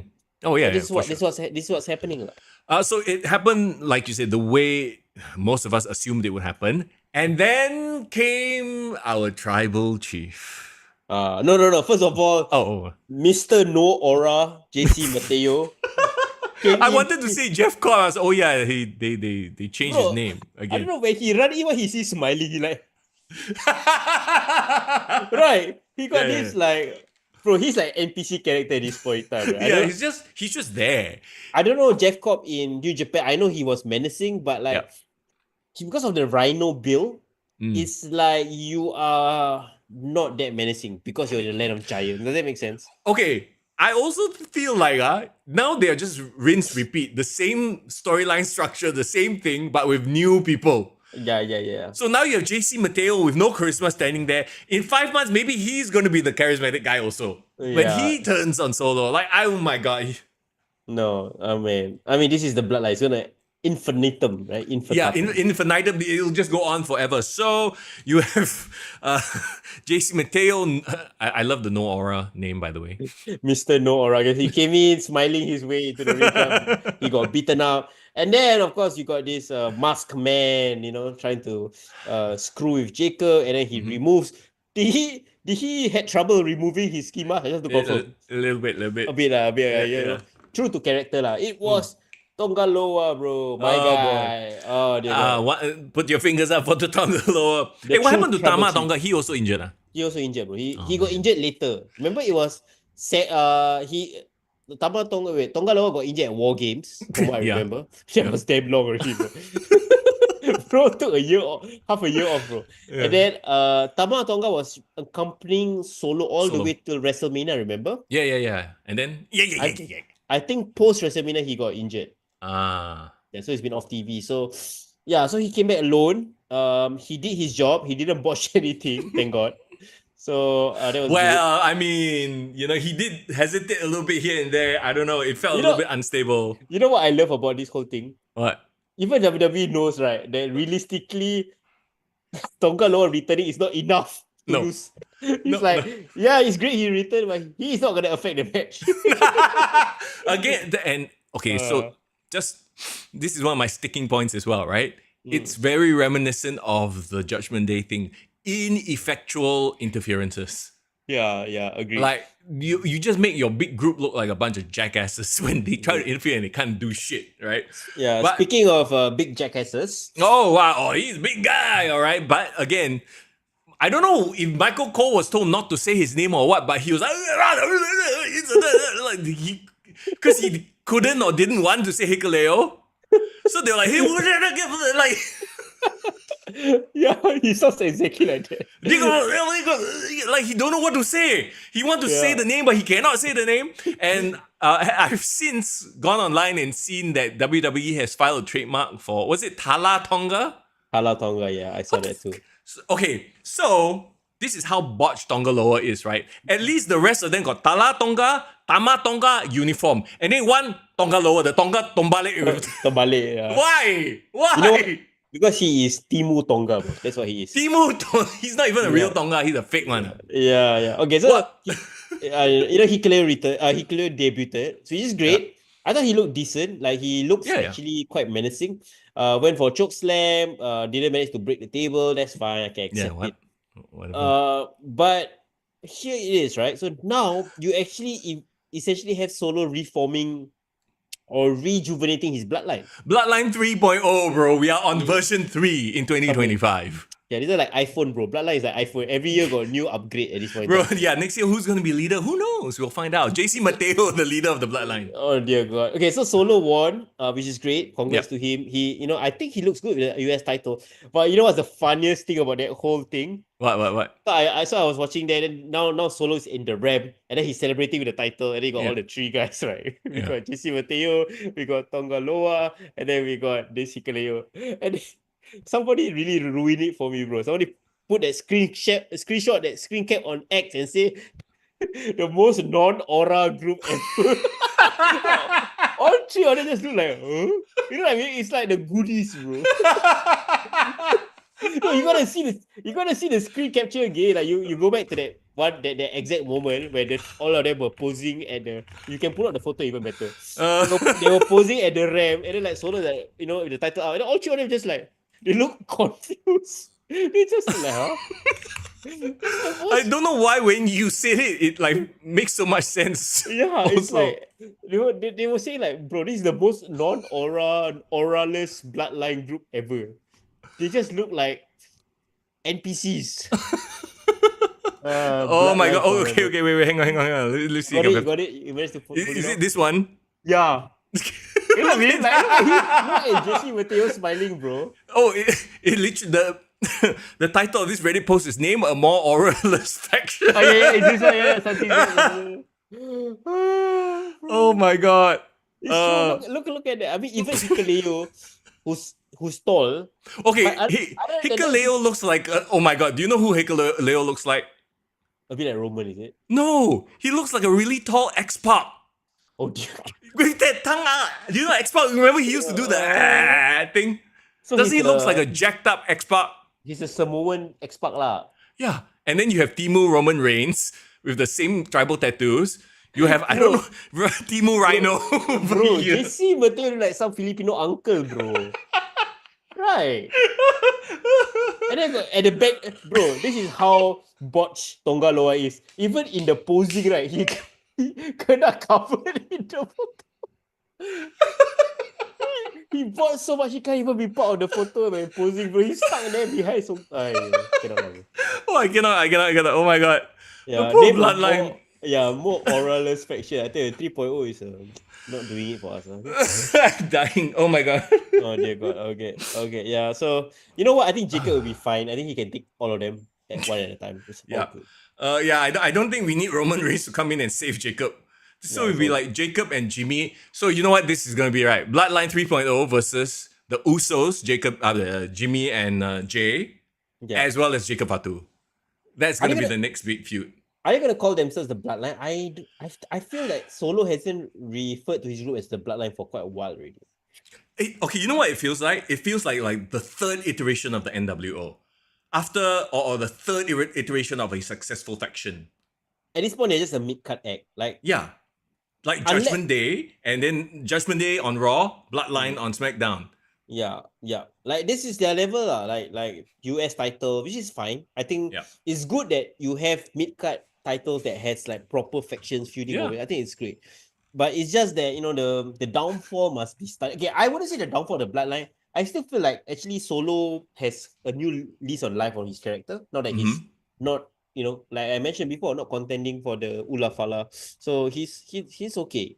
It's just that the rest of them just need to develop personality fast. Like even Tongaloa and Tamatonga, at first they were like no gimmick when like there's nothing to them. Then suddenly they develop all these hilarious like quirks about them. Yeah. And the crowd could attach. But JC Mateo got no attachment, bro. He's just an NPC, bro. Well, are you really healing on this JC Mateo? Poor thing, Bro, just smiling, bro. You know, like my uncle. Like, he just... That's one. Screen cap that. Oh, dear God, yeah. But it's so true. Anyway. The name of more auraless faction. Like, I'll wait, bro. I'll wait. Alright, okay. Let's talk about shit. All aura, no skill. Jade Cargill versus Asuka. Oh yeah, that's a great segue, bro. That's great. Oh my god. There's a reason why the crowd, I don't know if it's just the Saudi crowd or the crowd in general is turning on Jade, but the crowd was not feeling Jade. This crowd was cheering Asuka more. Yeah. Yeah. And we talk about how the crowd kind of dictates the match. Yep. Like Randy was the crowd's favorite. Yep. In this match, this was like a clear no. Asuka was the favorite, right? Yes. Even more so than Cody Randy, at least people were still singing along and cheering for Cody. In this case, like you could hear people boo Jade. I feel like Jade needs to lose at the first try at the title. At her first crack on the title, she needs to lose. Yes. I think that's the only way people will see like she's a bit, like she's not infallible, like she can still be vulnerable. Right now, they're booking her too strong. That's the problem.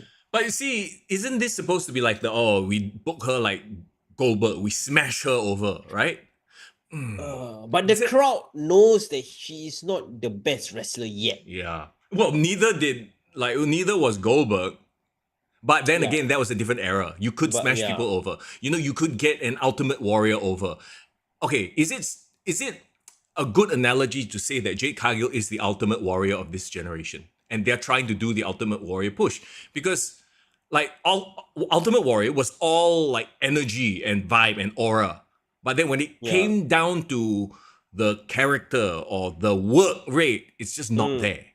Because I think TKO looked one time at Jade Cargill and said, okay, she's money, right? Star, yes. You got to make her a star. You got to market her. I get it. And I think to her credit, she's really working very, very hard to make sure that her wrestling skills like eventually elevate to that level. I think the issue with the crowd can see right through people, and they know that she's being pushed, right? Yes. She needs to encounter challenges and setbacks. So what I would propose, and I think this might happen, I'm quite confident that this prediction might come true. I don't mind her fighting Tiffany Stratton, winning the title, even on the day, and then proceed with caution. Yes, I believe you've mentioned this before, and I think that is a really good way of putting that chink in her armor, right? We talk about like, oh, she's just so strong and powerful. Div says, isn't Jade going to shoot a movie soon? Oh my God. Okay, like, I kind of hope not, because now she's starting to get momentum. If she disappears again, because she was away for so long because of an injury, I know that she can't help, right? But her going away again right now when it's time to build her, like, I don't think that's a good thing. She needs to be established a little bit more and give us a reason to care about her, right? Okay, if she disappears for 1 or 2 weeks due to after the cashing, that's fine. That's fine. Right? That's fine. Yeah. Yeah. I think like the winning of the title and then immediately losing it to Naomi on the same night on SummerSlam will create that layer in her character that I think the crowd can. Okay, now I feel bad for her. Right? And you also give her an excuse because she just went through a grueling match with Tiffany Stratton, who I'm still not I'm still not on the Tiffy time. Yeah, train. So you're fine if Tiffany drops the belt, right? Yeah, I think she needs to drop the belt at this point. Yeah, I think Naomi carries it and become the top heel on SmackDown. Yes. And also there's the other thing. Like Asuka just came back. She has the momentum. She's been away for so long. The crowd is happy and hyped to see her back. Agreed. And then the first sort of big match, she loses. I know she's had a few matches before the qualification matches, but this is like the big title match, right? Quote unquote, the shot at the title. She loses. Yeah, and I think people are like, come on, y'all did her dirty here. And there's that as well, I feel. Yeah, and I think the crowd can see that. So Asuka, great thing about Asuka is that she, even at this point in her career, feels underrated. Yeah. Which is a great quality to have, in my opinion. I feel like you can be so good that people see, this guy always be pushed forever, like Charlotte Flair, right? Yeah.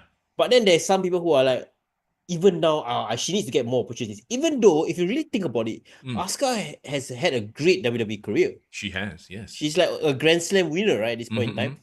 But the fact that even then, people still think she's underrated just speaks to like how amazing like her potential is or like her capabilities are. So, and then shout out to her, Jade had at the end of the match had the moment on the mic. And that's when, when you think about post King of the Ring moments, Queen of the Ring, you think of Austin 316. You think of moments like that. And then Jade she just yabbled on. Like Ultimate Warrior, blah, blah, blah. She said stuff. She sounded angry and intense. But did you feel anything? She doesn't connect with the audience yet. Not yet. That's why she needs to turn heel. She's another one of those people like Zelina Vega that she would be so much better as a monster heel first.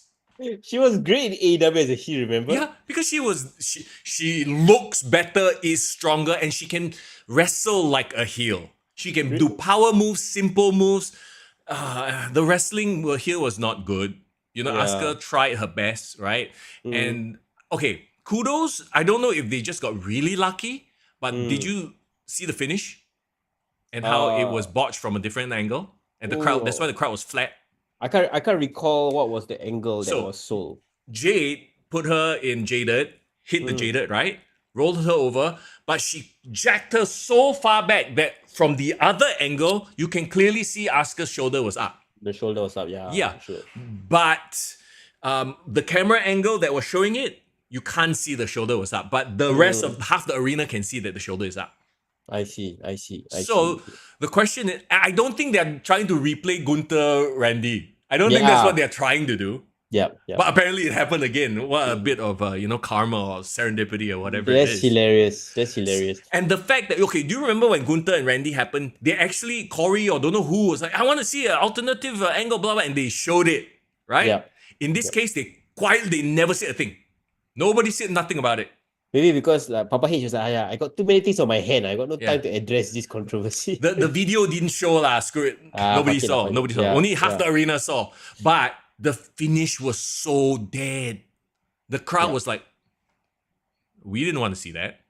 That's why I feel like Jade is being pushed as a star, but she needs a bit more like seasoning. Like she has all the tools. Like, don't get me wrong, she has all the tools. But okay, isn't this the way to push a star, a person who has the look? Let me give you the counter argument, lah.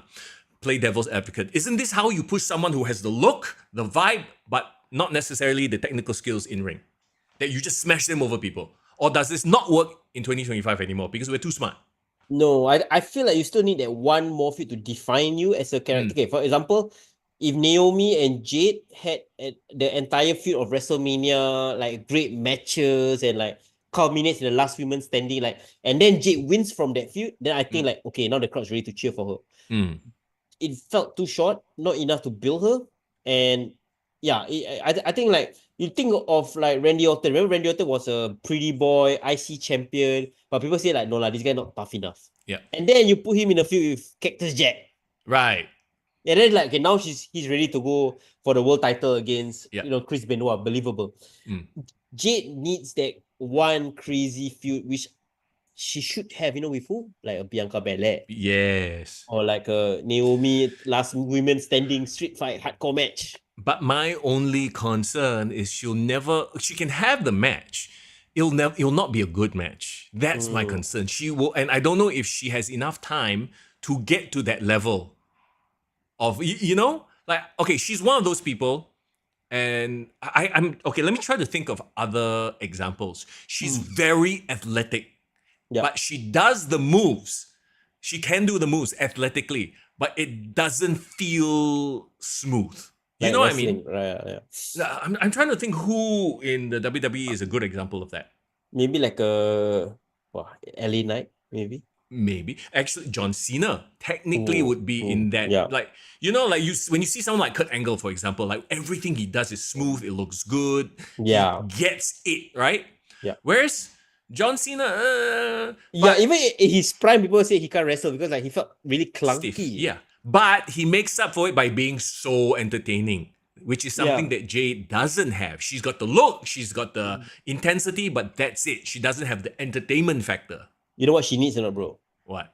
She needs Brandy Rhodes. Hefe. What did she say? Hefe. No, Brandy came out and said to her, right? Like, who the hell? Who the hell told you it was open mic night, bitch? Or heifer? Yeah. Oh my god. Bro, she just needs Brandy Rhodes. That's all she needs. She needs that girl. Brandy comes in as her manager. Is that what you're saying? Nah. I think okay. She just needs a Someone good to feud. Yeah, a good feud.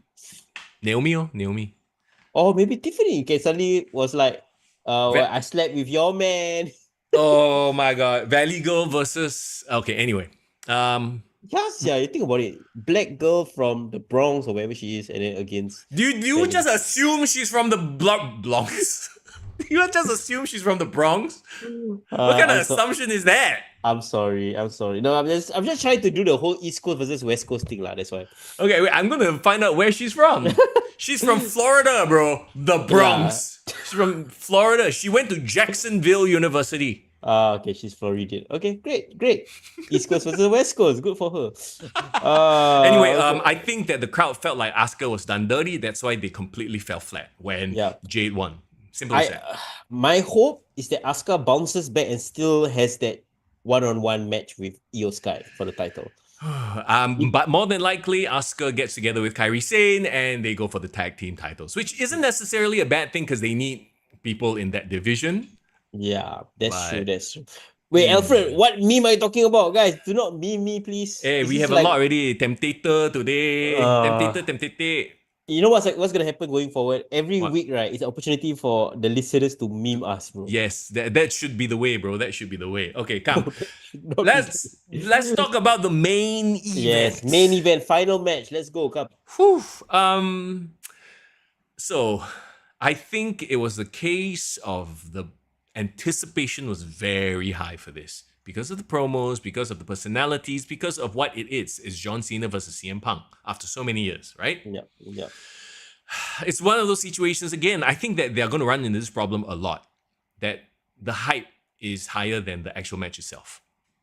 Okay, as somebody who did not watch Cena versus Punk during the when it was the thing, right, during 2011, Yeah. did you feel like this was par for the course? Like what you saw in this match was like, okay, what you expected? Two guys who are veterans at this point in time. This is the best they could go. Yes. Okay. That's a great way of putting it because watching the match, I was like, oh, okay, it's kind of slow. They're just kind of moving at half pace. I feel like I wish I watched them during their heyday. Yeah. The crazy thing is, right, like even in their heyday, Mm. John Cena, again, like you said, he is athletic guy, but he feels clunky as a wrestler. Yeah. And I know CM Punk calls himself the best in the world, but he's really not. No. And this is coming from a fan, right? I love Yeah. CM Punk, right? But he always felt a bit awkward, like body wise, like physically wise. Like he's not Randy smooth or Dolph Ziggler smooth. He gets the job done. You know who he reminds me of? Who? It's like a young Chris Jericho. Young Chris Jericho. Because Chris Jericho, when he does stuff, it feels a bit like not smooth, like not Eddie Guerrero, Chris Benoit. He feels like he's gonna slip and fall when he does his lion saw. You know what I mean? You know what? Even as a Chris Jericho fan, I agree with you, bro. Okay. I agree with you. Yes, we are aligned. Yes. Yeah. I think we gravitated to those characters because of more their personality than their in-ring work. Not to say that it was bad by any stretch of the imagination. They've had bangers, right? Yeah. It's just that they're not the most athletic, like in-ring geniuses, like Eddie Guerrero, like Chris Benoit, like Bret Hart, like Kurt Angle. Look at Div Royalty using Gen Z terms, bro. I thought they were aura farming. In a lot of ways, yes, that's what it was because they can't go like balls to the wall 100%. Their bodies will not allow them. They are not that age anymore. Okay. So yeah. Okay. Let's be upfront. Like it's gonna be less of Chris Benoit versus Kurt Angle, more like Hogan and Rock, right? It's posturing, Yes. playing to the crowd. Yes, yes. Which is what they did. They did a great job doing that. Oh, and the crowd was there for it. So that's the thing. The crowd elevated this. Like they were there, they sang. Lights. Yeah, Cena sucks, blah blah blah. Yeah. The phone lights, bro. That was like a football atmosphere. Yes. And pro wrestlers. That's amazing. But again, like as somebody who saw them in their prime, I definitely can see they are a step lower. Like the thing about Randy's, CM Punk's matches with Drew McIntyre is like still in his prime. I think Drew carried a lot of it and like made Punk look good, right? Yep. Punk in his matches with people who are of his same age. Actually Cena is the first guy of his age, same age. Tough. He's slow. He's slowed down for sure. And I don't blame him. I mean, are you older than him or he's older than you? Who? Cena or Punk? CM Punk. Bro, I can't. Even if I'm older than him, or even if he's older than me, like, come on, man, he's in there doing that thing. Like, it's not a good comparison. He's the same age as me, bro. He's 46. But he's 1978, I believe. Oh, 78. So yeah, technically he turns 47 this year. Yeah, he's a year older. Okay. So he is already past his prime. Like his prime would have been like maybe actually when he came back to AEW, he was already past his prime because he would have been like 43 already. Yeah. yeah, like the bulk of his prime was getting his ass beaten up in UFC, unfortunately. Yeah. But if he was in 2016, 2017 still wrestling, bro, like he would have been great, right? He would have been right there up at the top. But that being said, me as a longtime fan who grew up in that PG era, that was also a big part of my growing up. This was great for me. Like I loved everything about this match. No, because of the history, because of the role reversals that they were playing. Yep. Because of the false finish, actually everything up to the end game ending. So okay. Yeah. How many interferences did we have today? We have 1, 2. Okay lah. Half the matches on this 6-match card had run-ins. Okay, but this match takes the cake for the most random run-ins. Okay, you know what I'm talking about, right? Yeah. Okay, so was the first run-in Seth? I'm trying to remember already. First run-in was... Because there was a ref bump first, then CM Punk could have won. Okay, and again, it's starting to become like, and I get why they did it. They wanted the Charles Robinson rundown thing, right? They wanted to replay that. But then it seems like every Cena match has a ref bump, and then, the babyface hits the finisher, but there's no ref to count. Like, it's getting a bit stale. Yeah, he's ruining wrestling lah. Yeah. Zayden, you're right. Don't hug Cena. Let's talk about that in a bit. Yeah. So, okay, the first person to come out was Seth Rollins. He came out, he wanted to, like, quote unquote, tease cashing in Money in the Bank, right? Yeah, Punk was calling for a referee. Seth came out. But what I love about Seth's entrance was that he took his time. He did this, right? So to send Braun and Bronson. Really like evil boss lah, right? Yeah. Like he was so confident that he's gonna cash in that, you know what? I'll send my goons first. You know? Well, and if anything, let them like soften up the guys even more so that he can go in and do the cash in, right? Yeah. So I like that piece because he feels so confident. And is tonight the night of ineffectual lackeys? Is that the theme of the night? Lackeys are useless one. They come in and they get beat up. But okay lah. Ultimately, they did get the upper hand over CM Punk. Yeah. Sorry, I was just looking at this comment and I'm curious as well. Do your dogs bark as well? No, not when Brown Breaker barks. But can you test that theory though? Okay, next time I turn the volume up, see if they bark or not. So the goons come out. They need a name. It's like Seth Rollins' group, Paul Heyman's group, like whatever the hell they're supposed to call. It's been too long. They need a name soon. So but as long as it's not the Paragon, they are really good with it. You know? Anything's better than that. Yeah. They come in, they do their thing, right? And then coming in for the save, again, like Najman pointed out, learning from the Jeff Hardy run in for the save school of not giving an actual shit about your friend. Posing at the stage first.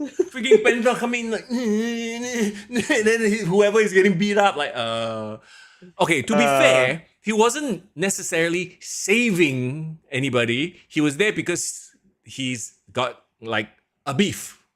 He's got beef with the Bronze. Okay, so he got beef with Bronze, sure, I get. But like, LA Knight also got beef with the Bronze. I would argue LA Knight coming out would have popped the crowd even bit more. Yeah. Right? But like, Penta, they're randoms here. Come on. Maybe LA didn't have time to... Wait, was LA Knight on SmackDown? No, I can't remember. He wasn't maybe he didn't want to fly over lah. I don't know lah, but Nacho, you're right. He came in like a smooth operator. It was very random. That was a cool spot where he jumped off the ramp, right? Yep. Oh, and then Sami Zayn came up because he has issues. Wait, Survivor Series is in November, right? Yes. I'm like, this looks like a Survivor Series match at this point. Okay, they need to establish the name of Seth Rollins' crew so that we can all like move on from that. Yeah. But I think they're trying to showcase who are going to be the baby faces on Raw right now, right? You got your Sami Zayn, you got your CM Punk. But actually technically CM Punk and Cena is part of SmackDown. See, now I'm confused. Huh? Oh yeah. Oh my god. Yeah, fuck all these guys. At this point, it doesn't matter who's on what. They will just show up if it fits the storyline, right? As long as they're main eventers. Hell, Los Garza showed up and they were holding their new AAA tag titles. At least, you know what? Good for them. Like, those two are freaking talented. And then Santos is just like, hey, look at my boys, I'm like, give Santos some damn things, yeah. Yeah, you know what? I let them go and cook in AAA. Like, fuck it. Like, fight Andrade for all I care. You know, I mean, like... You mean El Patron? Yeah, no, I was just thinking like, can you imagine Andrade go to Triple A fight against El Patron and Yeah. also have Santos there? Like all of them can just have a Mexican, chipotle or some shit. I don't know. What the Mexican Chipotle? And I'm just trying to say like a rojak. I don't know, but And what's listen to that one Mexican song that you love so much that makes you a Mexican connoisseur. Is Hey, it? how you got listen or not the song? I got listen, bro. I don't get it. Nice or not the song? It's a nice song. I Yeah. don't think it's a song you listen to 5 times, let alone finding remixes and shit. I actually listened to Jim Cornette reviewing it. You know what Jim Cornette called it? What? It felt like Mexican air supply, and I can't unhear it. Yeah, it sounds like an air supply song. Yeah, it was alright. I guess it's not. Yeah. It's I guess you have to be part of the culture, and I get it. Right? It's their hero. He comes out to that song. It's their thing. It's like you said when Bryan Danielson comes out to what was it? Countdown. Final Countdown. I get that, right? Yeah. But still, just hearing it as a new person, I'm like, foreign got so enamored by this song. Why, leh? Because you never read the lyrics, bro. I read the lyrics. Foreign downloaded the lyrics to read, bro. Genius, bro. That's why lyrics genius. Mr. Okay. Mexican music connoisseur over there. Okay. Bro, what is Mexican? Chipotle lah. No, he spelled it wrong, bro. Choppy light. Chipoliti. Chopala. Choppy my pipi. Chopilite. Okay, anyway. What the fuck? Anyway. Yeah, let's focus on the ending. Yeah, so the ending was a schmoz. I hope they don't okay, this is an Attitude Era ending. So who am I to say? Because during the Attitude Era, every main event happened, and everyone enjoyed it, right? Yeah. So I'm fine, I guess. But what do you think of the whole Cena and CM Punk? There was a tease of Cena being a good guy once again. There was flashes of him second guessing himself. What do you think about that? It was wait, okay, so the flashes of second guessing, was that before or after the Winter Soldier? I can't remember. No, it was before. So he was gonna take the title, and then the crowd was like, "No, don't take it, no." And Michael Cole and Wade Barrett, they even made mention of it, like, hey, maybe the crowd is swaying him and talking him out of it, right? So okay, that is interesting. Yep. So just like Cody displaying heel tendencies, right, and Randy doing the I'm so conflicted shit. Do you think this means something, or are they just trying to, muddy the waters a bit? I am of the belief that before the end of the run, Cena will turn back babyface. Like, I believe that too. But are they planting the seeds now? Maybe, bro. This is Fast 8, where Dominic Toretto, Vin Diesel turned heel for just one movie and then became a good guy again. It's clearly that. It turns out it was because that they had his character's daughter hostage or something like that, right? That was Fast 7 or I forget already. Fast 8. Fast 8, yeah. But okay. Yeah. So Div, you're right. Yeah, I'm just addressing what Div said. Yeah, you're right. Like I didn't get them hugging. Yeah. Just because they survived Seth Rollins. Like what? Okay. Yeah. Okay. Yeah. It was. You know what it felt like? It felt like, all right. This is a problem with Marvel movies, or it was a problem for a very long time. So I don't know if you know the process, but a lot of times, right? They think of the epic fight scene first, then they think of how do we get there. Yeah. Which is a bit of an ass backwards way, but it's for a long time how they did like some of these movies, because it worked very well for them in Iron Man 1. Okay. They I think they want to do the callback to WrestleMania, right? Oh no, Elimination Chamber. Because that was a thing that set off this whole heel run, right? Yes. So him hugging and turning into Winter Soldier, I think is great. Like that should be a thing, right? But like CM Punk like offering his hand and trying to like get him to be a good guy, like I think it's way past that. Like he shouldn't have done that. So it didn't make sense. If they try to do it again, whoever is the person who accepts the hug is an idiot.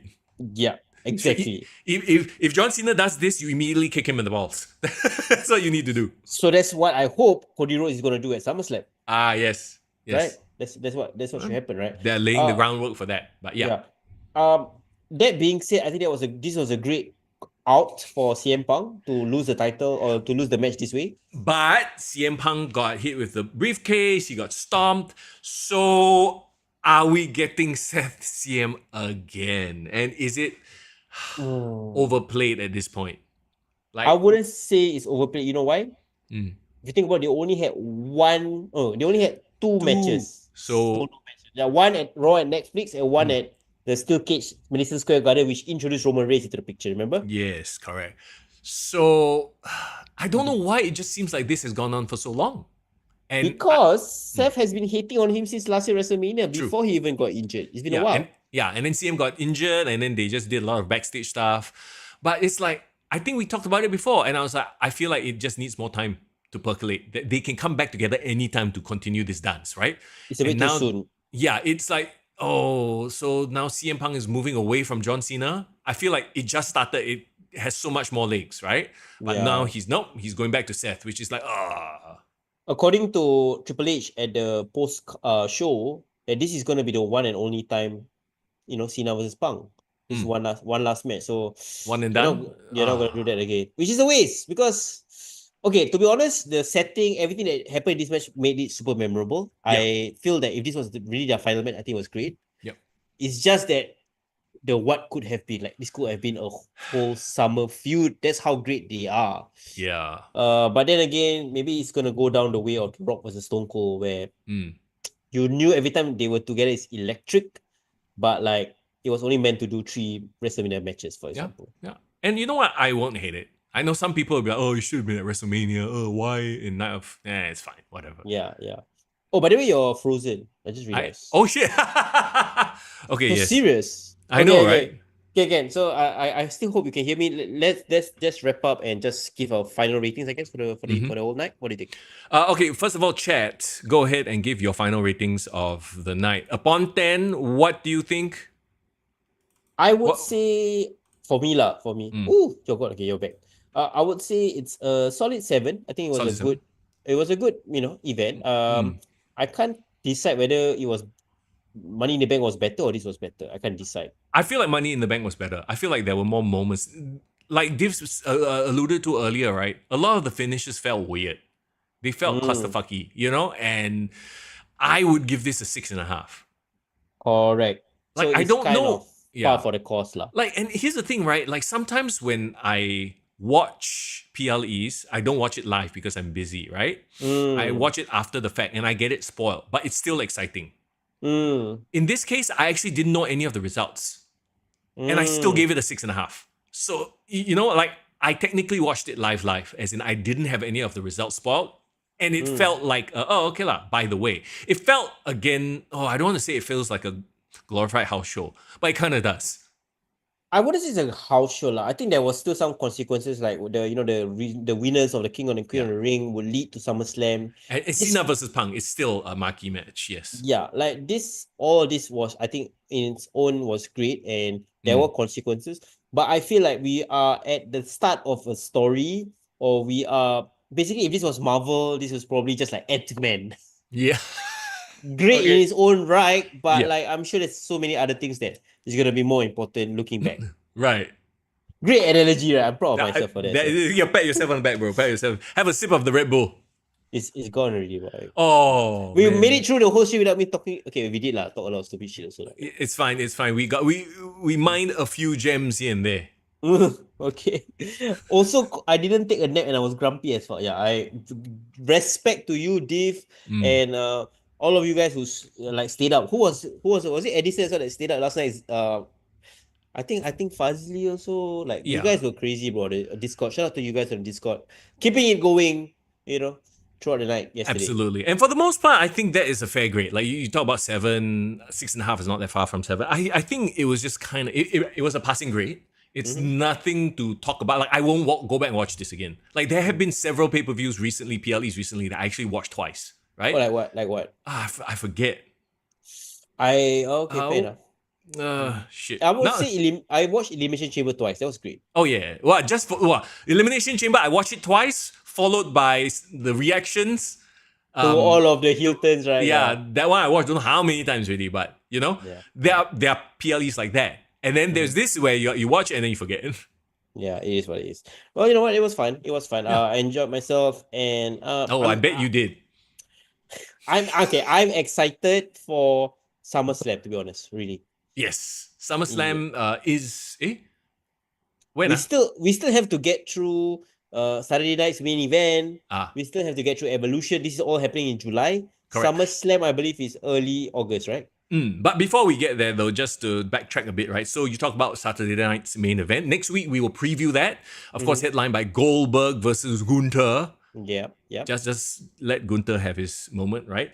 Yeah. But interestingly enough, that is a packed weekend for wrestling. And I just wonder if it was done to sort of throw a wrench into AEW's plans there. AEW All In Texas happening at that same weekend as well, right? Yes, because you got AEW All In. Is it the same time as Saturday night's main event? Because Saturday night's main event is the Saturday as well. And it's Goldberg versus Gunther. So I wonder if it's the same time.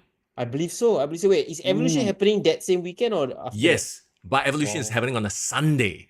All In is Saturday. Saturday night's main event is obviously Saturday. So yes, technically Saturday night's main event is competing against All In. So technically, I wouldn't be surprised if they stack this card even more. Bro, objectively, bro, would you rather watch Gunther versus Goldberg or Okada versus Kenny Omega? What do you think? What do you freaking think? Hashtag, oh no. Hashtag, do we even need to go there? Of course I'm watching Saturday night's main event. Even though I could give two fucks about Goldberg. He's the epitome of that fucker still around.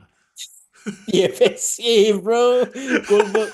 Yes. Okay, you know what? We will save our conversations about All In and, TFSAs and Gunthers and Goldbergs next week. But yes, that is what we are looking forward to, by the way. That's sort of a July 12th and 13th weekend. Saturday main event, Evolution, which will probably pick up in terms of storylines. And over in local wrestling as well. Over in local wrestling, we have Bravo Max and their wrestling festival, right? Happening. That's the end of July, if I'm not mistaken. End of July. Yes, correct. And then we also have there's a lot of great things happening as well for local wrestling as well, SPW and Ring of Rebirth. I'm pretty sure we'll have another show to be announced. So July is gonna shaping up to be a crazy week, bro. Yes, let's do it though. We are ready for more wrestling action. And you know who else is ready for more wrestling action? What's that, bro? Our good friend, our sponsor of the podcast, Hasif_captures. Do us a favor, drop him a follow on Instagram right now. And hey, if you have anything you want to talk to him about finance, fitness, F&B, entrepreneurship, you can slide him a DM, right? Like, despite why him are you playing his IG stories? Look at those quads, my friend. He was doing the high rocks. We every week say he fitness bro. At least we got proof this week. You know what I mean? I tell you, if he suddenly goes on the stream and sees all this content of him being why not? Why not? Why not? See, he thumbs up. See, he thumbs up at us, bro. That we then got the Red Bull, so a bit of synergy right there as well. I love it. Look at all these shirtless men. I know we are all wrestling fans. We are very used to seeing men shirtless. Anyone from Red Bull Singapore, can you just link us up? I feel like we are just giving you guys free publicity at this point in time. Yes, yeah. But let's be clear. The one you're drinking is the Thailand one, huh? Not the European one. Less sugar, bro. Less sugar. Bro cannot drink on sugar tonight. It's on Sunday night. If not only that, guys, if you want to keep the pro wrestling conversation going, follow us on Discord. It's always popping. And if you want to support us as well, we are on Patreon. You guys have access to all our reviews, which I need to get to uploading soon. And we also have all the updates on our YouTube uploads, Spotify uploads as well over there. So if you guys want to support us, take your step a bit further, you all can either buy a post or you all can actually be a monthly subscriber. That will really, really help us. So we really appreciate it as well. Yes, keep Foreign's fridge stocked up with Red Bull. Until Red Bull comes in to sponsor, we still need to get that Red Bull in his system to get more memes and fun moments. Guys, I swear any donation to the Patreon will go to my Red Bull supply. I'm going to stock this shit up, bro, for sure. Bro, I need a gimmick. I only have water. Very boring. I need a gimmick now. No, what's my gimmick? Bro, Mister, you're the AEW hater. That is not a gimmick. So you know what that is? That's like saying, oh, Asuka is Japanese. Ooh, that's not a gimmick. That's just who she is. Okay? So that's just who you are, someone who doesn't like AEW. I'm someone who doesn't like bad, hokey, shitty wrestling, pro wrestling. That's all I am. Fair enough. I'm not gonna say anything further. Hashtag oh no, let's not go there. Okay. Are we gonna be reviewing All In? That's my question. Bro, not in a weekend where there is Evolution and Goldberg. Okay, Okay, Saturday night's main event. fine, fair enough. I will do all of us a favor. I will cover it for all of us. Okay. Najwan says my gimmick is a Temptate. So we got Temptator and Temptate today. Mr. Young can do the podcast in a Marvel cosplay. Yeah, you should do that in your Spider-Man outfit, bro. Let's go. Bro, okay, I bought that Spider-Man outfit like almost 6 years ago when I was actually Fitspo. Now I am not anymore. So unless you want to see Peter B. Parker, for all those who got that reference, kudos. Got you. Good for you. I didn't get the reference, but good for you. Bro, do you remember Into the Spider-Verse? There was the Yes, older Peter Parker who had a bit of a belly. Oh, yeah. He was Peter B. Parker. Gosh. Yes, Okay, so unless you want to see me as Peter B. Parker, that ain't happening. Yeah. Shout out to Zayden. Shout out to Div. All of you guys who are supporting us on the podcast. You guys are funding our bills, keeping the lights on. You see, my lights are getting nicer. Thanks to you guys. That's why. The camera also getting actually no lah. Just because I just realized my MacBook camera is better Then the webcam that you had. Well, that one another story all day. That one kicked to the tech. That one another story. Okay, guys. Yeah, that's it.